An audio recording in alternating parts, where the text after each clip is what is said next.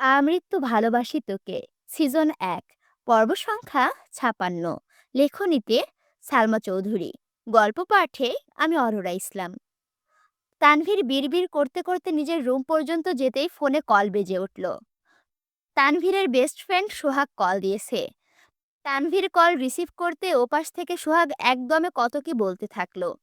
তানভীর প্রখর তপ্ত স্বরে বলল, আমাকে এসব বলে কোনো লাভ নাই, আমি এখন আসতে পারবো না, এমপির সাথে একটা প্রোগ্রামে যেতে হবে। প্লিজ দোস্ত, একটু আয়।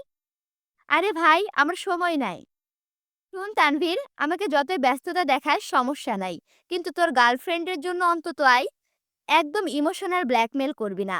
তোর আমার মাঝখানে ওকে কেন টানতেছিস? কারণ আমার কথা তুই গুরুত্ব দিচ্ছিস না। প্লিজ তানভীর, জাস্ট 5 মিনিট লাগবে, আয় তুই। তানভীর ভারী কণ্ঠে শুধালো, বন্যা কি এখনো ভার্সিটিতে? আমি তোর কাছে সকাল থেকে চিল্লাচিল্লি করছি, তুই আমাকে পাত্তাই দিচ্ছিস না। বন্যার নাম শুনতে কণ্ঠস্বর পাল্টে গেছে। দাঁড়া, এখন থেকে তোকে ওর কসম দিয়ে সব কাজ করাবো। তানভীর রাগান্বিত কণ্ঠে বলল, আর যাই করিস, কোনোদিন ওর নাম নিয়ে কসম কাটতে বলবি না। পরিবারের বাইরে ও আমার একমাত্র দুর্বলতা। তাছাড়া কসম কাটা ঠিক না। আচ্ছা ঠিক আছে, কাটাবো না কসম। এখন বল, আসবি?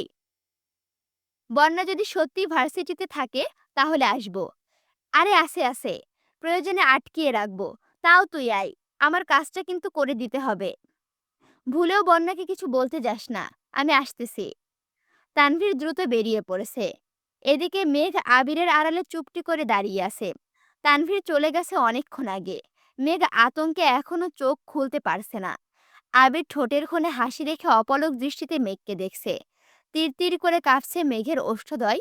লজ্জার ভয়ে নাকের ডগা আর গাল পাকা টমেটোর মতো লাল হয়ে গেছে। নিস্তব্ধতা বুঝতে পেরে মেঘ ধীরে ধীরে চোখ মেলল। সরাসরি চোখ পড়ল আবিরের চোখের দিকে। আবিরের নেশাক্ত দৃষ্টি দেখে মেঘ লজ্জায় মাথা নিচু করে ঘাড় কাত করে তানভীরকে দেখার চেষ্টা করলো। তানভীরকে রুমের কোথাও দেখতে না পেয়ে উদ্বিগ্ন কণ্ঠে শুধালো, ভাইয়া কোথায়? চলে গেছে। কেন? সেটা আমি কি করে বলবো? তোর ভাইকে জিজ্ঞেস কর গিয়ে। হঠাৎ দেওয়ালের দিকে আবিরের নজর পড়ে। যে হাতটা দিয়ে নিজেকে আটকে ছিল, সেই হাতে যে রং ছিল সেটা আবির খেয়াল করেনি। মেঘের চুল বাঁচাতে গিয়ে উল্টো দেওয়াল নষ্ট করে ফেলেছে। আবিরের সাথে সাথে মেঘও চোখ ঘুরিয়ে তাকালো। দেওয়ালে আবিরের হাত দেখে আর্তনাদ করে উঠল। এটা আপনি কি করলেন? আমি ইচ্ছে করে করেছি নাকি? তোর চুল বাঁচাতে গিয়েই করেছি। মেঘ একটু দূরে সরে দেওয়ালটাকে দেখে পুনরায় গম্ভীর কণ্ঠে বলল, আমি এখানটা এখন কি করে ডিজাইন করব? আবির মেঘের হাতের কবজিতে শক্ত করে ধরে টেনে নিয়ে রঙের বাক্সে চুবিয়ে সঙ্গে সঙ্গে দেওয়ালে ছাপ দিল। যেখানে আবিরের হাত রেখেছিল ঠিক সেখানেই। মেঘ আটকানোর খুব চেষ্টা করেছে, কিন্তু আবিরের শক্তির সামনে মেঘ অতি নগণ্য একটা মানুষ। আবিরের হাতের রং অনেকটা শক্ত হয়ে যাওয়ায় ঠিকমতো বোঝা যাচ্ছিল না, কিন্তু মেঘের হাতের ছাপ স্পষ্ট বোঝা যাচ্ছে। ভালোভাবে খেয়াল করলে মেঘের ছোট্ট হাতকে ঘিরে আবিরের বড় হাত অপ্রখর ছাপটা ঠিকই চোখে পড়ে। মেঘ ক্ষুব্ধ হয়ে বলল, আপনি এমন করলেন কেন? কি ডিজাইন করবি ভেবে পাচ্ছিস না, তাহলে কি করব? মেঘ শক্ত কণ্ঠে বলল, আমি কিন্তু সম্পূর্ণ দেওয়ালটা নষ্ট করে ফেলবো। আবির মুচকি হেসে বলল, একদিনের জন্য রুম তোকে দিয়ে দিয়েছি, সাজাবি নাকি নষ্ট করবি পুরোটাই তোর ওপর, আমি কিছু বলবো না। মেঘ শীতল কণ্ঠে বলে উঠল, মাঝখানে হাতের ছাপটার কারণে কি পচা লাগছে? আপনি এমনটা না করলেও পারতেন। আবির স্বাভাবিক কণ্ঠে বলল, তুই তোর কাজ শেষ কর, তারপর দেখিস কত সুন্দর লাগে। মেঘ মুখ ভোঁতা করে ঠোঁট ভেঙে কাঁদো কাঁদো মুখ করে আবিরের দিকে তাকিয়ে আছে। আবির মুচকি হেসে দু আঙুলে মেঘের রাগে ফুলে থাকা নাকটা আলতোভাবে চেপে মোলায়েম কণ্ঠে বলল, দেওয়াল জুড়ে এত সুন্দর পেইন্টিং থাকবে, তাতে তার ডিজাইনারের হাত ছাপানো থাকবে না, তা কি করে হয়? ছাপটার নিচে তোর নামটাও লিখে দিস। বাসার মানুষ দেখলে কি ভাববে? বাসার মানুষ যখন জিজ্ঞেস করবে এই ডিজাইন কে করেছে, তখন আমি কি বলবো? শেওড়াপাড়ার পেতনিটা ডিজাইন করে দিয়ে গেছে, নাকি আমার কাল্পনিক বউটা এসে করেছে? মেঘ ফোঁস করে শ্বাস ছেড়ে রাগে স্বরে বলল, কথায় কথায় বউ বউ করবেন না, আমি কিন্তু বড় আব্বুকে বলে দেব। কি বলবি? বলবো আপনি সারাদিন বউ বউ করেন, অথচ বিয়ের কথা বললে ভাব নেন, আপনাকে ডাক্তার দেখাতে হবে। আবির নিঃশব্দে হেসে শুধালো, তুই কি আমায় ইনডিরেক্টলি পাগল বললি? মুখের উপর কিভাবে বলবো? কি? আবির এক পা থেকে আরেক পা করে এগোচ্ছে। মেঘ পেছাতে পেছাতে চেঁচিয়ে উঠল, এমন করলে আমি কিন্তু চিৎকার করব। কর চিৎকার, কাকে ডাক দিবি ডাক, দেখি তোকে কে বাঁচাই। মেঘ ভেজা কণ্ঠে ডেকে উঠল, আম্মু বাঁচাও। আবির মেঘের মুখ চেপে ধরে ঠাট্টার স্বরে বলল, সি মেঘ, যেভাবে মামুনিকে ডাকছিস মামুনি ভাববে তোকে ধছি। মেঘ বিস্ময়কর দৃষ্টিতে আবিরের দিকে তাকিয়ে আছে। আবির মেঘের মুখ ছেড়ে কিছুটা গম্ভীর কণ্ঠে বলল, সরি, তোকে আর ডিস্টার্ব করব না, তুই তোর কাজ শেষ কর। আবির টাওয়াল নিয়ে ওয়াশরুমে চলে গেছে। মেঘ আহাম্মকের মতো কিছুক্ষণ দাঁড়িয়ে রইল। আবির ভাই যে রাগ করেছে এটা ওনার কথাতেই বোঝা গেছে। মেঘ কি করবে তা ভাবছে। আচমকা ড্রেসিং টেবিলের ওপরে আয়নার দিকে নজর পড়তেই মেঘ সব ভুলে গেল। গালে আবিরের হাতের স্পর্শ, গলার ঘাড়েও আঙুলের দাগ, নাক আর কপাল জুড়ে রং লেগে আছে। মেঘ লজ্জায় আড়ষ্ট হয়ে যাচ্ছে। কিছুক্ষণ আগে ঘটে যাওয়া ঘটনাগুলো ভাবছে আর বারবার লজ্জায় লালিত হয়ে যাচ্ছে। মেঘ নিজের গালে হাত রেখে আবিরের স্পর্শ অনুভব করার চেষ্টা করছে। অমনি বুকের ভিতর কম্পন শুরু হয়ে গেছে। আচমকা মিম দরজায় দাঁড়াতেই মেঘ তাড়াহুড়ো করে দেওয়ালের দিকে ঘুরে মাথায় ওড়না দিল, যাতে রঙের দাগ মিম কোনোভাবেই না দেখে। মিম দৌড়ে এসে উত্তেজিত কণ্ঠে শুধালো, আপু তুমি আমায় দেখে কি লুকাইছো, দেখি এদিকে ঘুরো তো। মেঘ দেওয়ালের রং করতে করতে তপ্ত স্বরে বলল, ডিস্টার্ব করিস না, রুমে যা। তুমি কি লুকাইছো বলো, তাহলেই চলে যাব। মেঘ হুংকার দিয়ে উঠল, আবির ভাই কিন্তু ওয়াশরুমে আছে, ডাকবো? মিম উদ্বিগ্ন কণ্ঠে বলল, ভাইয়ার রুমে আগে বলবা না, আমি গেলাম, পরে এসে দেখবো তুমি কি লুকাইছো। মেঘ কিছুক্ষণ ভেবে পুনরায় কাজ শুরু করলো। আবির ওয়াশরুম থেকে বেরিয়ে ভেজা শরীরে টি শার্ট গায়ে দিয়ে ফোন নিয়ে চুপচাপ রুম থেকে বেরিয়ে গেছে। মেঘের দিকে একবারের জন্য তাকিয়েও দেখেনি। মেঘ অসহায় মুখ করে আবিরের যাওয়ার দিকে খানিকক্ষণ চেয়ে রইল। চোখে মুখে বিষণ্ণতা ভর করেছে, তবুও সবকিছু একপাশে রেখে কাজে মনোযোগ দিল। আবির নিচে নামতেই মিম ছুটে গেল মেঘকে দেখতে। ততক্ষণে মেঘ রং দিয়ে গালে আর গলায় আঙুলের ছাপগুলো মুছে ফেলেছে। মিম রুমে ঢুকতেই তীক্ষ্ণ দৃষ্টিতে তাকিয়ে বলল, তখন কি লুকাইছিলা? মেঘ স্বাভাবিকভাবে ঘুরে মিমের গালে রঙের দু আঙুল ছুঁয়ে বলল, তোর কাছ থেকে আমি কি লুকাবো বল। আপু, তোমার গালে এত রং কেন? খেয়াল ছিল না, হুট করে গালে হাত দিয়ে ফেলেছিলাম। দুটো দেওয়াল ভালোভাবে পর্যবেক্ষণ করে মিম বলল, আপু, দুটা ডিজাইন অনেক সুন্দর হয়েছে, ভাইয়ের রুমটা অন্যরকম সুন্দর লাগছে। মেঘ মৃদু স্বরে বলল, সত্যি সুন্দর হয়েছে? 100% সত্যি। উনার কি পছন্দ হবে? কিছুই তো বললেন না। আমি বলেছি ভাইয়ার পছন্দ হবেই হবে। তাছাড়া তুমি যা এঁকে দিবা ভাইয়া সেটাই প্রশংসা করবে দেখো। সেটা যদি ব্যাঙের ছাতাও হয় তবুও বলবে অনেক সুন্দর হয়েছে। মিম বিছানার ওপরে বসে পা দুলাচ্ছে আর মেঘের সাথে গল্প করছে। মেঘ আবিরের কথা মতো নিজের হাতের ছাপটার নিচে নিজের নাম লিখেছে। তাছাড়া এক সাইডে সাজ্জাদুল খান আবির নাম লিখে ডিজাইনও করে দিয়েছে। মিমকে কিছু জিনিস দিয়ে আগেই পাঠিয়ে দিয়েছে। বাকিগুলো নিয়ে মেঘ পেছন পেছন আসছে। এতক্ষণের মধ্যে আবির একবারও উপরে যায়নি। মিম নিচে আসতে আবির প্রশ্ন করল, তোর বোনের কাজ শেষ হয়েছে? হ্যাঁ, অনেকক্ষণ আগে শেষ হয়েছে। আবির কোনো কথা না বলে নিজেই রুমে চলে গেছে। দুটো দেওয়ালের ডিজাইনের কারণে রুমটাকে চেনাই যাচ্ছে না। আবিরের রুমটা খানবাড়ির সবগুলো রুমের থেকে বড়। একসময় এই রুমে আলী আহমদ খান আর মালিহা খান থাকতেন। ওনাদের জন্যই মূলত বানানো হয়েছিল। পরবর্তীতে বিভিন্ন সমস্যার কারণে আলী আহমদ খানরা নিচে চলে আসেন আর রুমটা আবিরের দখলে চলে যায়। রুমটার ঠিক মাঝামাঝিতে দরজাটা অবস্থিত। ভেতরের এক পাশে আবিরের ব্যবহার্য সব প্রয়োজনীয় সামগ্রী আর অন্য পাশে সব অপ্রয়োজনীয় জিনিসপত্র। ছোটবেলায় সাইকেল থেকে শুরু করে লাগেজ, ক্রিকেট, ফুটবল খেলার যাবতীয় জিনিসপত্র, পুরনো একটা ওয়ার্ড্রব, আরও অনেক কিছু। ওইদিকে সব জিনিসপত্র বড় কাপড় দিয়ে ঢাকা। মালিয়া খান বলেছিলেন পুরনো জিনিসপত্র স্টোর রুমে রেখে দিতে, কিন্তু আবির সেগুলো সরাতে রাজি হয়নি। রুমে আর্ট করায় এখন এক পাশে অতিরিক্ত সুন্দর হয়ে গেছে আর অন্য পাশ অগোছালো। তবে আবিরের সেদিকে মনোযোগ নেই। আবির উদ্দিত নয়নে দেওয়ালের দিকে চেয়ে আছে। একবার চোখ পড়েছে নিজের নামের দিকে, পুনরায় নজর আটকায় মেঘের হাতে ছাপ, সেই সাথে লেখা মেঘ নামটার ওপর। অকস্মাৎ আবিরের মুখে হাসি ফুটে ওঠে। অন্যদিকে তানভীর ভার্সিটির সামনে আসতেই সোহাগ আর শিমুলকে দেখতে পেল। ওরা তানভীরকে দেখে হাসি মুখে এগিয়ে আসলো। তানভীর প্রশ্ন করলো, বন্যা কোথায়? চল, আমাদের কাজটা আগে শেষ করে আসি। ৫ মিনিটের কাজ। বন্যার সাথে দেখা করব। তারপর তোদের ব্যাপারটা দেখব। দুটা মেয়ের সাথে ওইদিকে গেল। তানভীর ওদের দেখানো পথে বাইক স্টার্ট দিল। থামালো ঠিক বন্যাদের পেছনে। বন্যারা পেছন ফিরে তাকিয়ে দেখল তানভীর ঘন ঘন হর্ন দিতে লাগলো। এক প্রকার বিরক্ত হয়ে বন্যা পেছন ফিরতেই দেখল তানভীর বাইক থেকে নীরের দৃষ্টিতে চেয়ে আছে। বন্যা চেহারা স্বাভাবিক করার চেষ্টা করলো। তানভীর গম্ভীর কণ্ঠে বলল, এদিকে আসো। বন্যা বান্ধবীর দিকে তাকিয়ে ধীর গতিতে এগিয়ে আসলো। তানভীর প্রখর তপ্ত স্বরে বলল, ফোন দিলে ফোন রিসিভ করার প্রয়োজন মনে করো না? ইদানিং ফোন বন্ধ করে রেখেছো, সমস্যা কি? বন্যা স্বাভাবিক কণ্ঠে বলল, আমার ফোন নষ্ট হয়ে গেছে, নতুন ফোন কিনতে হবে। আব্বু বলেছেন আগামী সপ্তাহে ফোন কিনে দেবেন। ও, আর কোনো কারণ নেই তো? আর কি কারণ থাকবে? ভাইয়া যখন অ্যাক্সিডেন্ট করেছিল তখন তোমাকে রাগে উল্টাপাল্টা কথা বলেছিলাম, তার জন্য দুঃখিত। ভাইয়ের রক্তাক্ত দেহ দেখে আমি তখন মানসিকভাবে ভেঙে পড়েছিলাম। বুঝে না বুঝে তোমাকে রাগ দেখিয়েছি। বন্যা মলিন হেসে বলল, কোনো ব্যাপার না, আমি কিছু মনে করিনি। আপনার জায়গায় আমি থাকলেও হয়তো এভাবেই রিয়্যাক্ট করতাম, নয়তো আরো বেশি করতাম। আই এম রিয়েলি সরি বন্যা। এত ফর্মালিটি করতে হবে না। আমি সত্যিই কিছু মনে করিনি। আবির ভাইয়া এখন কেমন আছেন?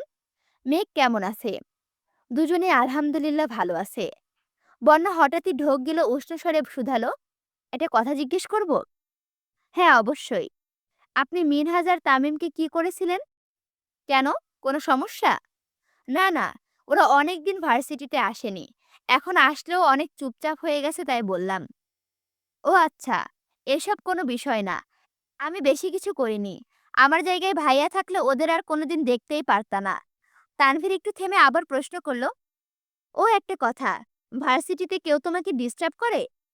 বন্যা মনে মনে আওড়ালো, ডিস্টার্ব করলেও তো আপনাকে বলবো না। স্বাভাবিক কণ্ঠে বলল, না। যদি মনে করো আমাকে না বললে আমি কিছু জানতে পারবো না, তাহলে এটা তোমার ভুল ধারণা। বরং তুমি নিজ থেকে জানালে তোমারই লাভ। বন্যা কপাল গুটিয়ে ধীর কণ্ঠে বলল, এখন আসি। যেতে বলেছি তোমায়? আমার তাড়া আছে। কেন, কেউ অপেক্ষা করছে? মানে? কিছু না। ভার্সিটিতে পরশুদিন প্রোগ্রাম আছে, কষ্ট করে মেঘকে জানিয়ে দিয়েন। ঠিক আছে, এখন চলো। কোথায়? তোমায় কিছু খাওয়াই। আমি আজ কিছু খাবো না, অন্য কোনো দিন আমি আপনাদের খাওয়াবো। তানভীর ভারী কণ্ঠে বলল, সেসব পরে দেখা যাবে, এখন বাইকে বসো। এক গ্লাস আখের জুস হলেও খেতে হবে, না হয় আমি ধরে নিব তুমি আমার উপর রাগ করে আছো। আমি সত্যিই রেগে নেই, বিশ্বাস করুন। মানলাম, অ্যান্ড বিশ্বাসও করলাম, এখন চলো। বন্যা দাঁতে দাঁত চেপে বাইকে উঠে বসলো। ইচ্ছে না থাকা সত্ত্বেও তানভীরের সঙ্গে ২ গ্লাস আখের জুস খেয়েছে। শুধুমাত্র মেঘের ভাই বলে বাধ্য হয়ে বন্যা তানভীরের সাথে কথা বলে, না হয় কোনোদিন কথা বলতো না। মিনহাজ আর তামিমকে বন্যা দু একবার জিজ্ঞেস করেছিল কি হয়েছিল বলতে, কিন্তু ওরা কিছুই বলেনি। বারবার কথা এড়িয়ে যায়। তার জন্য বন্যা তেমন জোর করে না। তবে ভালো কিছু ঘটেনি, বন্যা ১০০% নিশ্চিত। আবিরের অসুস্থতার পর থেকে মেঘ মিনহাজদের কথা ভুলেও ভাবে না। বন্যা কিছু বললেও তেমন পাত্তা দেয় না। এমনকি রেগুলার ভার্সিটিতেও আসে না। বাড়ির কেউ কিছু বললে শরীর খারাপ, মন খারাপ বলে নানান বাহানা দেয়, আর বাকি সব তানভীর সামলায়। না বোনকে কিছু বলতে পারে আর না বাসায়। মেঘের চোখে তানভীর সেরা ভাই হলেও বন্যার চোখে তানভীর একজন রাজনীতিবিদ, দাপটি ভিলেন টাইপের ছেলে। এত বছর যাবৎ মেঘকে শাসন করা দেখে বন্যা তানভীরকে ভয় পেত। মিনহাজদের ঘটনার পর থেকে বন্যা আরো বেশি আতঙ্কে থাকে, দূরত্ব মেইনটেইন করে চলে। তানভীর বন্যাকে রিকশায় উঠিয়ে দিয়ে সোহাগদের কাছে আসছে। সোহাগ ঠাট্টার স্বরে বলল, আগে আসতেই চাইছিলি না, আর এখন? তানভীর মুচকি এসে বলল, কতদিন পর মেয়েটাকে দেখলাম। আহা, কত আবেগ! কোথায় যাবে বলছিলি, চল। বিকেল থেকে মেঘ আর মিম শপিং এ যাবে বলে পাগলামি করছে। তানভীরকে যেতে বলা হয়েছে, কিন্তু তানভীর প্রোগ্রামের ব্যস্ত বলে যেতে পারবে না। মেঘ আর মিম একা যেতে পাগলামি শুরু করেছে। ওদের হাউকাউ শুনে আবির নিচে আসছে। আবিরকে দেখেই দুই বোন চুপ করে গেছে। সদ্য ঘুম থেকে উঠে আসায় আবিরের চোখগুলো লাল টকটকে হয়ে আছে। আবির অস্পষ্ট কণ্ঠে শুধালো, কি হয়েছে তোদের? মেঘ মিম কেউ কোনো কথা বলল না। আকলিমা খান বললেন, ওরা শপিং এ যেতে চাচ্ছে। যেতে চাচ্ছে যাক, সমস্যা কি? একা যেতে চাচ্ছে। আবির কপাল কুঁচকে তাকিয়ে বলল, একা যেতে হবে কেন? তোমরা না গেলে আমি ওদের নিয়ে যাচ্ছি। মেঘ আর মিম দুজনে একসঙ্গে চেঁচিয়ে উঠল, না! রাগে আবিরের চোখ মুখ লাল হয়ে গেছে। কপাল কুঁচকে গম্ভীর কণ্ঠে শুধালো, সমস্যা কি তোদের?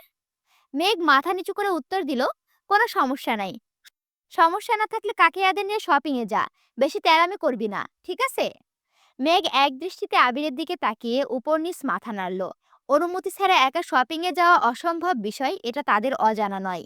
তবুও চেষ্টা করে দেখছিল যদি অনুমতি পেয়ে যায়। আবির আগের ভাবমূর্তি বজায় রেখে দাঁড়িয়ে আছে। মেঘ আর মিম তাড়াহুড়ো করে নিজেদের রুমে চলে গেছে।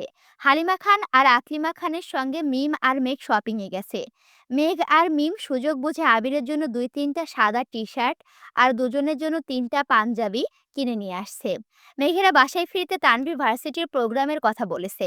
আবিরও সেইখানে উপস্থিত ছিল। মেঘ নিজের হাতে শপিং ব্যাগগুলো লুকিয়ে নিজের রুমে নিয়ে গেছে। আবির বিষয়টা খেয়াল করেও কিছু বলেনি। আবির রাতে ঘুমানোর জন্য নিজের রুমে দরজা চাপাতে রীতিমতো আশ্চর্য হয়ে গেছে। আবিরের দরজার আড়ালে মেঘের হাতের ছাপ আগের মতো বেরঙিন নেই। মেঘ সেখানে নীল রঙের ছাপ দিয়েছে, এমনকি অন্য হাতের ছাপও দিয়েছে। আশেপাশে মেঘ দু হাতের ছাপ দেখে আবির মুচকি এসে বলল, পাগলি একটা। প্রোগ্রামের দিন ঠিক সময় মতো মেঘ ভার্সিটিতে চলে আসছে। মেঘকে দেখে মিনহাজ আর তামিম এগিয়ে এসে শোধালো, কেমন আছিস? মেঘ অন্যদিকে মুখ করে বলল, আলহামদুলিল্লাহ। মেঘ ওদের পাশ কাটিয়ে চলে গেছে। বন্যা আর মেঘ দুজনে আজ গাউন ড্রেস পরে হিজাব পরে আসছে। মেঘ আর বন্যা কিছুটা সামনে এগোতেই লিফাত নামের ছেলেটার সাথে দেখা। লিফাতের হাতে সিগারেট। বন্যার মেঘকে দেখে থতমত খেয়ে গেল। সিগারেট পেছনে ফেলে শান্ত স্বরে জিজ্ঞেস করলো, কেমন আছো তোমরা? বন্যার মেঘ দুজনে কপাল কুঁচকে তাকিয়ে আছে। বন্যা ঠান্ডা কণ্ঠে বলল, আলহামদুলিল্লাহ ভালো। বন্যা মেঘের হাত ধরে বলল, চল এখান থেকে। মেঘ তখনও সরু নেত্রে লিফাতকে পরখ করছে। ছেলেটার মুখে রহস্যময় হাসি। লিফাত প্রশ্ন করল, কেউ কেমন আছো জিজ্ঞেস করলে প্রত্যুত্তরে তাকেও জিজ্ঞেস করতে হয়, এটাও কি জানো না? বন্যা শক্ত কণ্ঠে জবাব দিল, না জানি না। বন্যা মেঘকে টেনে নিয়ে চলে গেছে। মেঘ কপাল কুঁচকে শুধালো, ওই ছেলেটা আবার কে? রসায়ন ডিপার্টমেন্টের ৪র্থ বর্ষের এক বড় ভাই। তোর সাথে কথা বলতে আসছে কেন?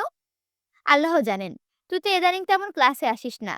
একদিন আমি ফোনে কথা বলছিলাম, তখনই এই ছেলে ইচ্ছে করে আমার কাছে গেছে। আমি হঠাৎ ঘুরতেই প্রায় ধাক্কা লেগে গেছিল।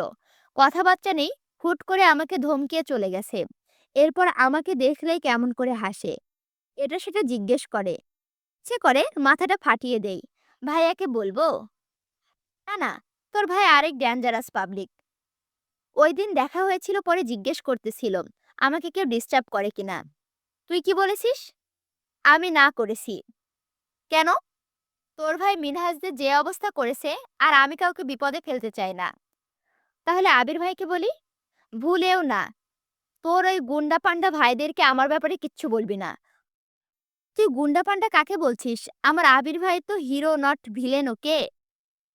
তোর ভাই? আমার ভাইও হিরো। মিনহাজদের যদি মেরেও থাকে, ভাইয়া কি শুধু শুধু মারছে নাকি? আমার কর্মকাণ্ডে তোর কি কখনো আমাকে মারতে ইচ্ছে করেনি?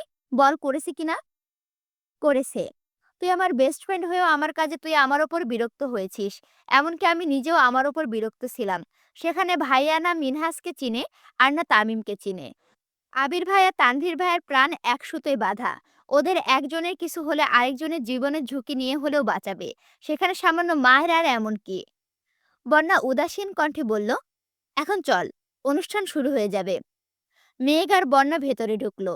পেছন দিকে বসতে যাবে এমন সময় ওদেরকে একজন ক্লাসমেট সামনে থেকে ডেকে বলল, মেঘ, তোরা এখানে আয়, তোদের জন্য সিট আছে। মেঘ আর বন্যা এগিয়ে গেল। পাশাপাশি দুটা সিটে মেঘ আর বন্যা বসলো। ওদের সামনের সারিতে লিফাতের বন্ধুরা বসা। কয়েক মুহূর্তের মধ্যে লিফাত এসে বসলো। মেঘ আর বন্যা লিফাতকে দেখে পেছনে চলে যাওয়ার জন্য ফিসফিস শুরু করলো। লিফাত পেছন ঘুরে উত্তেজিত কণ্ঠে বলল, আরে, তোমরা এখানে? কোনো কিছু লাগলে শুধু একবার বলবা, সাথে সাথে এনে দেব। বন্যার মেঘ দুজনেই রাগে ফুঁসছে। বন্যা কিছু বলতে যাবে তার আগে কেউ একজন রাগান্বিত কণ্ঠে বলে উঠল, তোর কলিজাটা আমার লাগবে, দে এখন। মেঘ আর বন্যা দুজনে চমকে উঠে পাশে ফিরে তাকালো। লিফা তো আঁতকে উঠে সেদিকে তাকালো। চোখ পর্যন্ত ঢেকে রাখা ক্যাপটা সরাতেই তানভীরের মুখটা স্পষ্ট দেখা গেল। লিফাতের দিকে অগ্নিদৃষ্টিতে তাকিয়ে আছে। তানভীরকে দেখে বন্যা আর মেঘ দুজনেই ভয় পাচ্ছে। লিফাত বেশ কিছুক্ষণ তীক্ষ্ণ দৃষ্টিতে তাকিয়ে হঠাৎই হেসে ফেলল। তানভীর চোখ মুখ কুঁচকে পুনরায় বলল, কি হলো, দিবি না? মেয়েদের প্রতি এত যত্ন, যা চাইবে সাথে সাথে এনে দিবি, আর আর আমার জন্য সামান্য কলিজাটা চাইছি, তুই সেটা দিতে রাজি হচ্ছিস না? লিফাত, তোর থেকে এটা আশা করিনি। রিফাত হঠাৎই অস্বাভাবিকভাবে হাসতে শুরু করলো। হাসতে হাসতে বলল, আরে ভাই তুমি, তোমার কি লাগবে বলো শুধু। দেখো তোমার ভাই তোমার জন্য কি করে। তানভীরের চোখে মুখে বিরক্তির ছাপ। বিরক্ত ভরা কণ্ঠে বলল, আপাতত তোর কলিজাটা হলেই চলবে, চাইলে তোর হাড়টাও দিতে পারিস। আমিও দেখি ওইখানে ঠিক কতজনের জায়গা দিয়েছিস। লিফাত মুখে হাসি রেখে বলল, এই সর সর, আমাকে সাইড দে। লিফাত এগিয়ে আসতে তানভীর বসা থেকে উঠে দাঁড়ালো। লিফাত তানভীরকে জড়িয়ে ধরে বিড়বিড় করে বলতে লাগলো, প্লিজ ভাই, এখানে অনেক জুনিয়র আছে, ওদের সামনে আমার মান সম্মানটা ডুবিও না, প্লিজ। তানভীর রাগান্বিত কণ্ঠে গজগজ করতে করতে বলল, তোর হিসেবের খাতায় এখন অবধি 1000 জনের মেয়ের নাম উঠেছে, আর কত? সরি ভাই, তুমি এখানে কেন আসছো? ওরা কি তোমার কিছু হয়, নাকি অন্য কারোর জন্য আসছো? যেই বন্যার পিছনে ঘুরঘুর করতেছিস সে একান্তই আমার, তার পাশের জন আমার একমাত্র বোন, আর আবির ভাইয়ের পার্সোনাল সম্পত্তি। তুই ভুল জায়গায় হাত বাড়াইছিস লিফাত, তোকে কি করা উচিত নিজেই বল। সরি ভাইয়া, প্লিজ মাফ করে দাও, আমি জানতাম না ওরা তোমার কাছের লোক।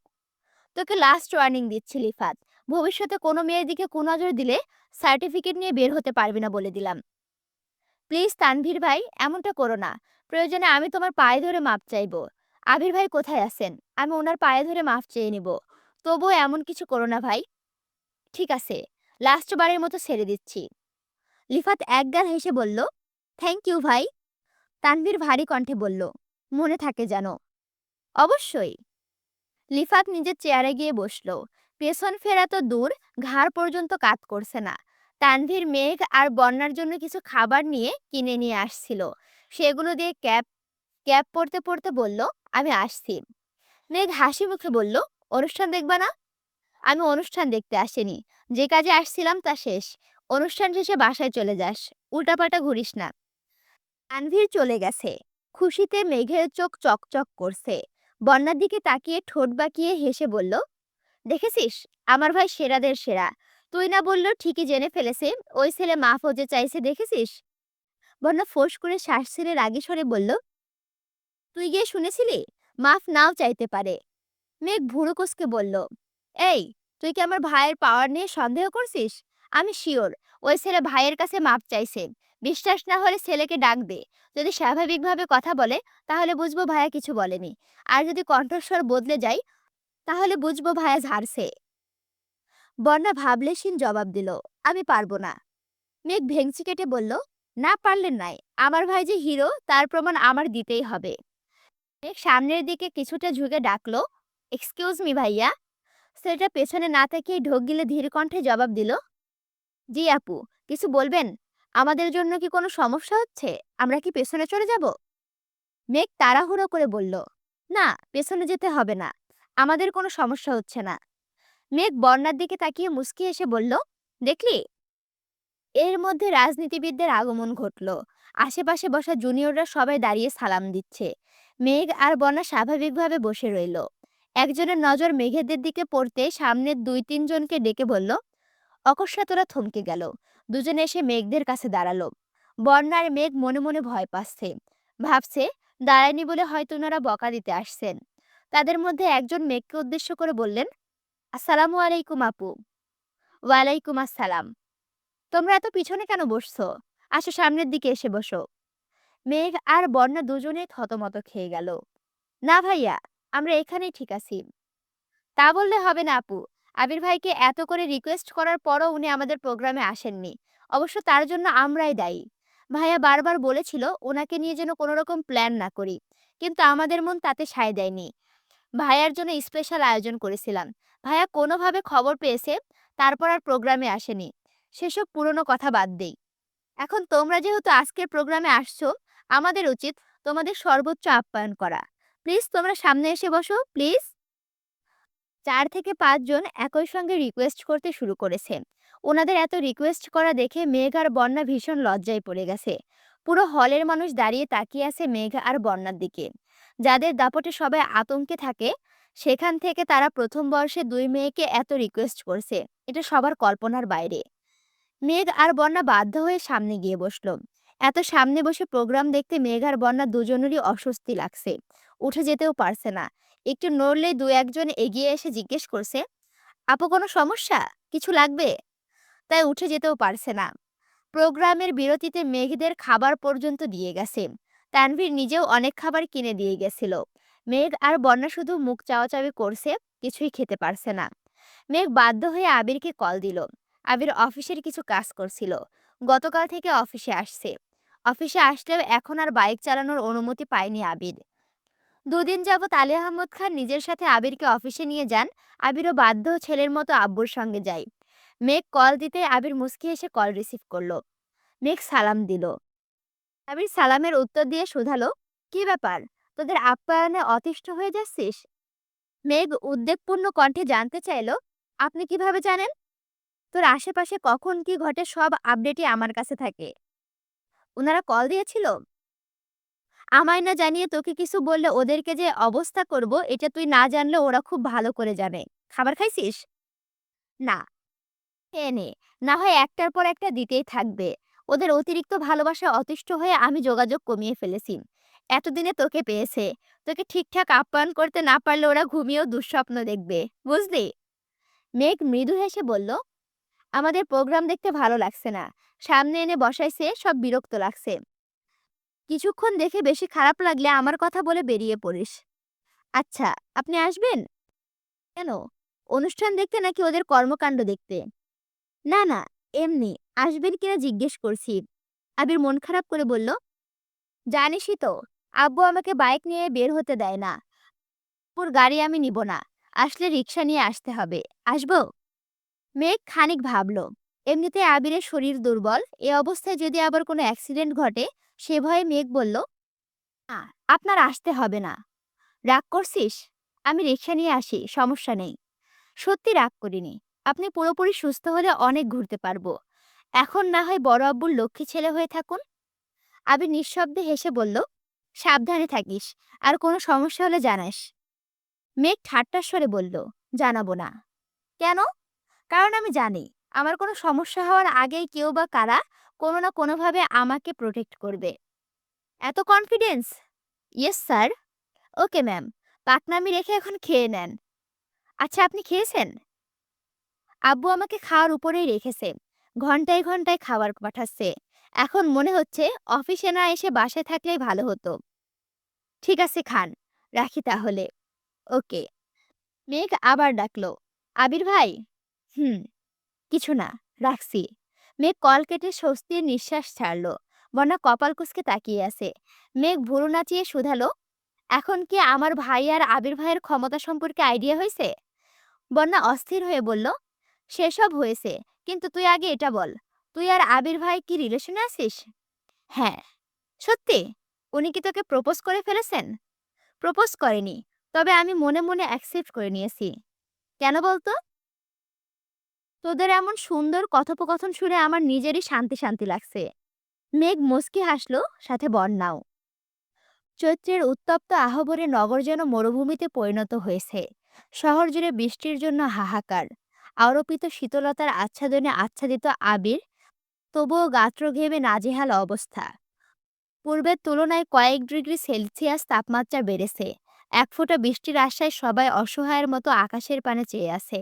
অসহ্য গরমের জন্য আজ অফিসে একটু তাড়াতাড়ি ছুটি হয়েছে। আবিরকে ফুপি সকাল থেকে অনেকবার কল দিয়েছিল। আবির সুস্থ হয়েছে শুনে বারবার যেতে বলেছিল, কিন্তু আলী আহমদ খান আবিরকে কোনো মতেই যেতে দেবেন না। অন্ততপক্ষে এই ভর দুপুরে তো নয়ই। এমনকি বিকেলেও যেতে দেননি। আবির বাবার মুখের ওপর কিছু বলেনি। আবির বাসায় ফেরার পর থেকেই দেখছে মেঘ আর মিম মামুনিদের পেছন পেছন ঘুরঘুর করছে। মামুনিরা বারবার বারণ করছে দেখে আবির এগিয়ে গিয়ে শুধালো, কি হয়েছে তোদের? মিম চট করে বলল, ফুফি কল দিয়েছিল, আমাদেরকে বাসায় যেতে বলেছেন, কিন্তু আম্মুরা যেতে দিচ্ছেন না। আবিরের কপালে কয়েক স্তর ভাঁজ পড়েছে। উদ্বিগ্ন কণ্ঠে বলল, ফুপি সকাল থেকে আমাকেও বারবার কল দিচ্ছেন। কোনো সমস্যাই হলো কিনা? আবির ফের জিজ্ঞেস করলো, মামুনি তোমাদের কিছু বলেছে? তেমন কিছু বলেনি, শুধু বলেছেন তোরা যেন রাতে ওইখানে খাওয়া দাওয়া করিস।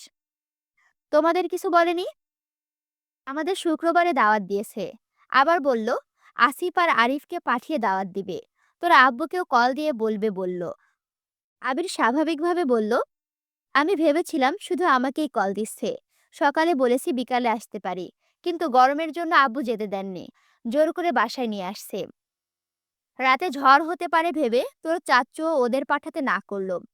এদিকে আফা বারবার কল দিয়েই যাচ্ছে। তানভীরও কল দিয়ে বলল ওদের পাঠাতে। তানভীর নাকি কাজ শেষ করে ফুপির বাসায় যাবে। আচ্ছা, আমি ফুপির সাথে কথা বলছি। শুক্রবারে সবাই গেলে আজ তাহলে কারোর সঙ্গে যাওয়ার প্রয়োজন নেই, সেই বরং ভালো। তুই কথা বলে দেখ। আবির ফোন হাতে নিয়ে চলে যাচ্ছে। মেঘ কপাল গুটিয়ে আবিরের দিকে তাকিয়ে আছে। আবির একটু দূরে যেতেই মেঘ দ্রুত আবিরের কাছে গিয়ে হাতে চিমটি কাটলো। আবির তাকাতেই মেঘ ফোঁস করে শ্বাস ছেড়ে তাকালো। মেঘের চোখের পাপড়ি ঘন ঘন পড়ছে। হালিমা খান, আকলিমা খান আর মিম তিনজনেরই নজর মেঘের দিকে। মেঘ তড়িঘড়ি করে আবিরের থেকে কিছুটা দূরে সরে দাঁড়ালো। মেঘ চোখ মুখ গুটিয়ে কিছু একটা বোঝাতে চাচ্ছে। মেঘের ইশারায় বোঝানো কথাটা আবিরের বোধগম্য হলো না। পরপর দুবার ভুরু নাচিয়ে নিঃশব্দে প্রশ্ন ছুড়ে দিল। মেঘ চাপা স্বরে বিড়বিড় করে বলল, আজ আইরিনের জন্মদিন। সে বায়না ধরেছে আজ আমাদের নিয়ে নিজে হাতে রান্না করে খাওয়াবে। তার জন্য ফুপি বারবার কল দিচ্ছেন। আবির মৃদু স্বরে প্রশ্ন করল, তোকে কে বলেছে? জান্নাত আপু। আচ্ছা দেখছি কি করা যায়। আবির আলী আহমদ খানের রুমে চলে গেছে। মেঘকে ডেকে আকলিমা খান জিজ্ঞেস করলেন, আবিরকে কি বলছিস? মেঘ হাসি মুখে বলল, দেখো কাকিয়া, ফুপিরা সবাই আমাদের বাসায় আসছে, খাওয়া দাওয়া করছে, সারাদিন সময় দিয়েছে। প্রথমবার ফুপি আমাদের যেতে বলছেন। আমাদের কি যাওয়া উচিত না বলো? অবশ্যই উচিত, কিন্তু তোর আব্বু যে না করে গেল। আবির ভাই বড় আব্বুর সাথে কথা বলতে গেছে। দেখবা বড় আব্বু রাজি হয়ে গেছে, তখন আব্বু আর কিছুই বলতে পারবে না। আকলিমা খান হেসেও বললেন, তোদের মাথায় সারাক্ষণ দুষ্টু বুদ্ধি ঘুরে তাই না? মেঘ আর মিম দুজনেই হাসছে। এর মধ্যে আবির বেরিয়ে এসে বলল, হাসাহাসি রেখে এখন রেডি হতে যা, কিছুক্ষণের মধ্যে বের হতে হবে। হালিমা খান প্রশ্ন করলেন, আবির তুই কি বাসা চিনিস?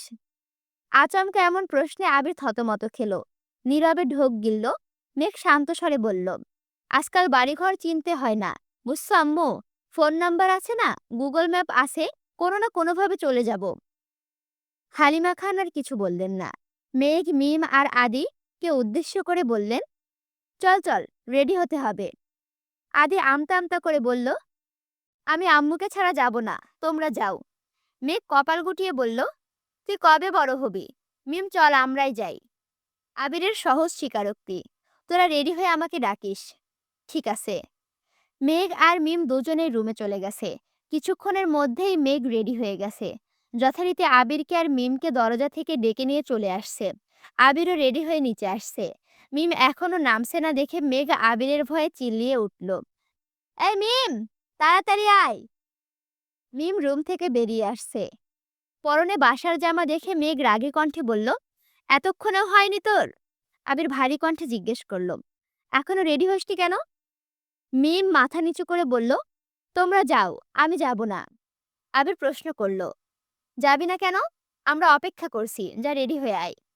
মিম চাপা স্বরে জানালো, আমার যেতে ইচ্ছে করছে না, আমি যাব না। আকলিমা খান রাগে কটকট করে বললেন, এতক্ষণে তো যাওয়ার জন্য দুই বোন বাড়ি মাথায় তুলে ফেলছিলি, এখন কি হলো? আবির মেঘের দিকে তাকিয়ে প্রশ্ন করল, তুই কিছু বলছিস? মেঘ থমথমে কণ্ঠে বলল, না, আমি কিছুই বলিনি। মেঘ মিমকে উদ্দেশ্য করে বলল, এই মিম, কি হয়েছে তোর? চল না যাই, অনেক মজা হবে। আপু তোমরা যাও প্লিজ, আমার ভালো লাগছে না। আকলিমা খান কিছুটা রেগে বললেন, থাক, ওরে আর তেল মারতে হবে না, তোরাই বরং যা। আবির গাড়ির চাবি মামনিকে দিয়ে বলল, দুজন গেলে গাড়ি নেওয়ার কোনো প্রয়োজন নেই, চাবিটা রেখে দাও। আবির গাড়ি নিয়ে যা, তোর আব্বু বা চাচ্চু শুনলে রাগ করবে। আবির গম্ভীর কণ্ঠে জবাব দিল, খুপিদের বাসা পর্যন্ত গাড়ি নাও যেতে পারে। আবির বেরিয়ে গেছে। মেঘ কিছুক্ষণ দাঁড়িয়ে নিজেও ছুটল। মিম মুচকে এসে দরজার পানে তাকিয়ে মনে মনে বলল, তোমাদের দুজনের মাঝে আমি কাবাব মে হাড্ডি হতে চাই না। আবির রিক্সা ডেকে নিজে উঠে পরপর হাত বাড়িয়ে মেঘকে উঠালো। মেঘ ঘাড় ফিরিয়ে আবিরের দিকে তাকিয়ে আছে, তার নীরের দৃষ্টি। পাশাপাশি বসাতে আবিরের হাতের সাথে বারবার ধাক্কা লাগছিল। অজান্তে মেঘের বুকের বাম পাশে ব্যথা অনুভব হলো। আবিরের সংস্পর্শ পেয়ে মেঘের মন কল্পনায় ভাসতে শুরু করেছে। আবির তাকাতেই সরাসরি মেঘের চোখে নজর পড়ল। মেঘের গভীর চাহনি, রাস্তার পাশে কৃত্রিম আলোতে আবিরের কাদম্বিনীকে অতীব মায়াবী লাগছে। আবির টেনে হিঁচড়ে দৃষ্টি সরালো। এই চোখে বেশিক্ষণ তাকিয়ে থাকলে আবির নিজের ওপর নিয়ন্ত্রণ হারিয়ে ফেলে, অন্য জগতে পাড়ি জমাতে ইচ্ছে করে।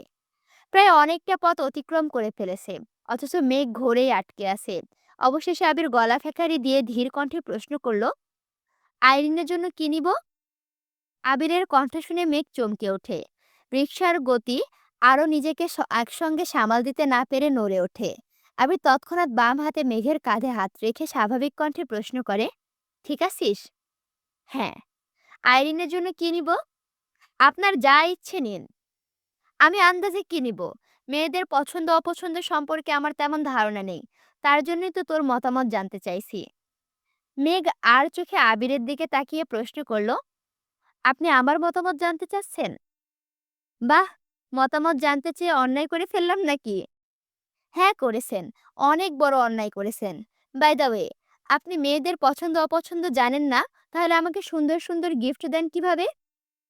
তুই সবকিছু নিজের সঙ্গে তুলনা করিস কেন বুঝলাম না। তোকে কিছু দিতে গেলে আমার একবারের জন্য ভাবতে হয় না।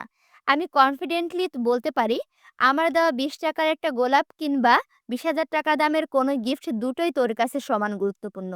বাকিদের ক্ষেত্রে আমি তা পারব না। মেঘ বিপুল চোখে তাকিয়ে মনে মনে আওড়ালো, এই কনফিডেন্সটা নিয়ে আমায় প্রপোজ করতে পারেন না? আপনি তো জানেন আমি হ্যাঁই বলবো। তাহলে কেন প্রপোজ করেন না? আবির মেঘের গাঢ় কালো পল্লবে চোখ রেখে বলল, এভাবে তাকাস না মেঘ, তছনছ হয়ে যাব। মেঘ সঙ্গে সঙ্গে চোখ নামিয়ে নিল। আবির ভাই নামক অসুখটা এদানিং মেঘকে আষ্টে পৃষ্ঠে ধরেছে। আবিরের বলা কথা, আচরণ সবতে অন্যরকম মাধুর্যতা মিশ্রিত। ধীরে ধীরে মেঘও বুঝতে পারছে, আবির ভাই তার জীবনে বিশাল আকৃতির গাছের ন্যায় ভূমিকা পালন করেছে। গাছের শেকড় আর ডালপালার মতোই মেঘকে সকল প্রকার অশুভ আঁচল থেকে আগলে রাখছে। আইরিনের জন্য গিফট কিনে যথাসময়ে বাসায় উপস্থিত হয়েছে। ততক্ষণে তানভীরও চলে আসছেন। আড্ডা খাওয়া দাওয়া শেষে প্রায় অনেক রাত করে ফুপিদের বাসা থেকে বেরিয়েছে। ততক্ষণে আকাশটা ঘুটঘুটে অন্ধকার হয়ে গেছে। মাঝে মাঝে বিদ্যুৎ চমকাচ্ছে, সাথে মেঘের গর্জন। মেঘ উৎফুল্ল মেজাজে সামনে হাঁটছে। তানভীর বাসা থেকে বেরিয়ে তপ্ত স্বরে বলল, ভাইয়া, অনেক রাত হয়েছে, তুমি বরং বনুকে নিয়ে বাইক দিয়ে চলে যাও। বাসা থেকে অনুমতি নিয়ে প্রথমবারের মতো ওকে নিয়ে রাতের বেলায় বেরিয়েছি। এত তাড়াতাড়ি বাসায় চলে গেলে কিভাবে হবে? তাছাড়া আব্বু আমায় বাইক চালানোর অনুমতি দেননি। হাজার হোক, আমি আব্বুর বাধ্য সন্তান। আব্বুর অনুমতি ব্যতীত বাইক চালাতে পারি না। দিনের অবস্থা ভালো না, কিছুক্ষণের মধ্যেই বৃষ্টি নামবে, তারপর ভিজে যেতে হবে। ভিজলাম, সমস্যা কি? জ্বর হলে না হয় দুজনেরই হলো। তানভীর রাগে স্বরে বলল, একবার জ্বরে ভোগে শিক্ষা হয়নি তোমাদের? আবির নাক কুঁচকে বলল, তখন কি একসাথে ভিজেছিলাম নাকি? তাছাড়া মাঝে মাঝে বৃষ্টি বিলাস করা ভালো, এতে ভালোবাসা বাড়ে। বুঝেছিস? হ্যাঁ, তোমার প্রেম বিষয়ক আজগবি লজিক খুব ভালোভাবেই বুঝতে পারছি। আবির এগিয়ে যেতে যেতে বলল, তুই কিন্তু একা বাসায় যাস না। তানভীর চিবিয়ে চিবিয়ে বলল, হ্যাঁ হ্যাঁ, তোমাদের জন্য আমি এখন গাছতলায় বসে থাকি আর শুধু শুধু বৃষ্টিতে ভিজি নাকি? আবির ঘাড় ঘুরিয়ে মুচকি হেসে বলল, ভাই তোরও, বোনও তোর, তাই দায়িত্বটা তোরই। আবির হাসতে হাসতে সামনে চলে গেছে। তানভীর না চাইতে মৃদু হাসলো।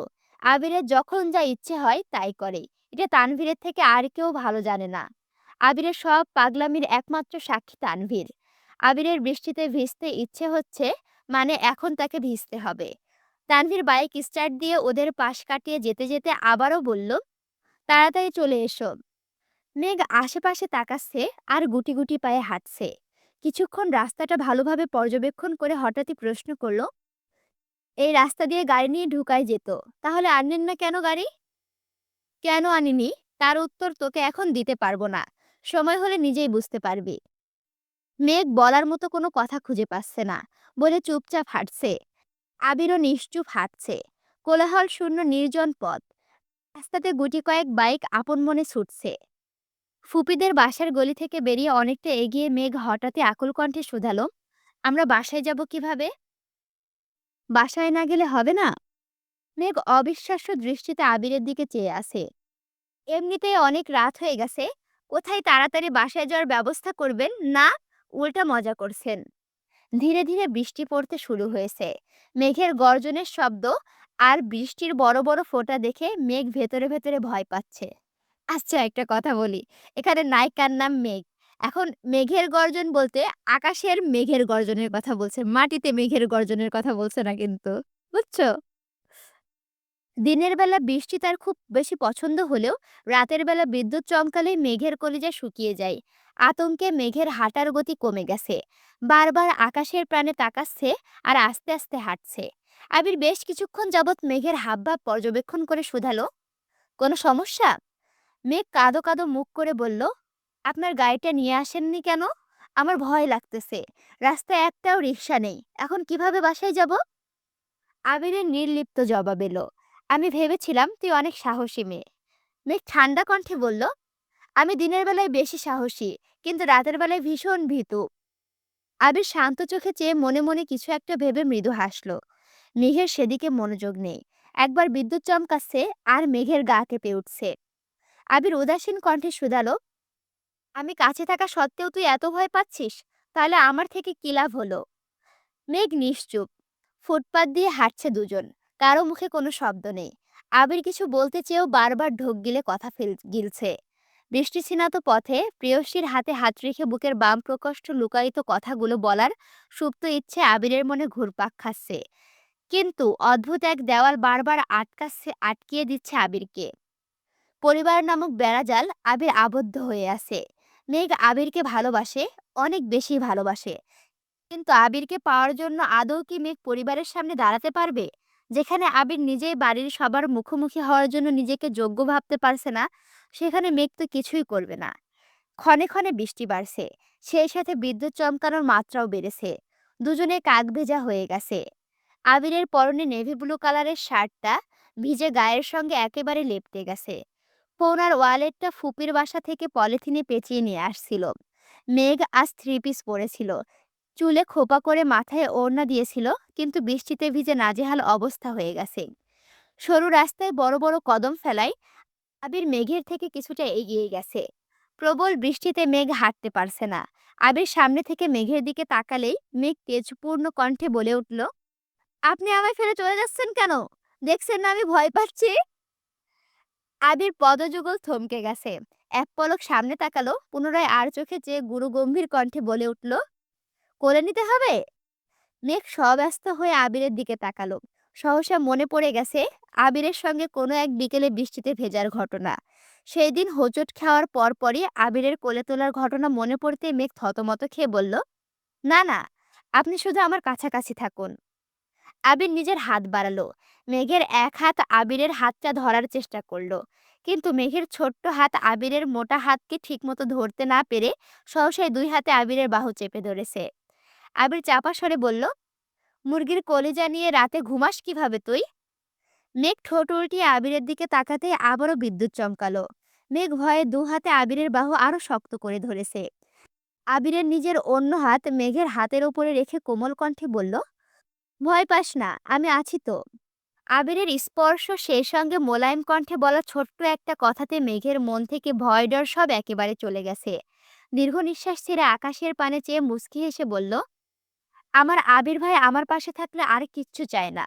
যদি আজ আমার মৃত্যুও হয়, তবে যেন আবির ভাইয়ের বুকে মাথা রেখে মরতে পারি। আস্তে আস্তে মেঘের ভয় অনেকটা কেটে গেছে।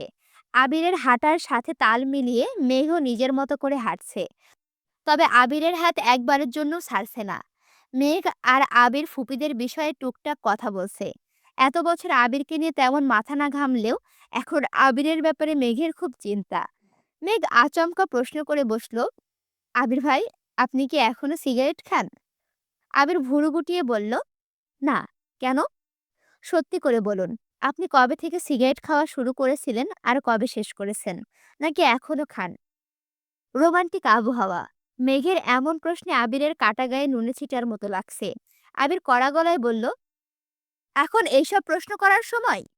মেঘ গাল ফুলিয়ে চোখ নামিয়ে ধীর কণ্ঠে বলল, তার মানে আপনি এখনো সিগারেট খান? আবির বিরক্ত হয়ে মেঘের দিকে তাকালো। পরপর এদিক সেদিক তাকিয়ে গম্ভীর কণ্ঠে বলল, আমি মিথ্যা কথা বলি না মেঘ। তারপরে যদি তোর আমাকে বিশ্বাস করতে কষ্ট হয়, তাহলে আমার কিছুই বলার নেই। মেঘ হতবাক হয়ে গেছে। আবিরকে ইদানিং কিছু বললে স্যাঁত করে ওঠে। বিশেষ করে বিশ্বাস নিয়ে কথা বললে তো উপায় আর নেই।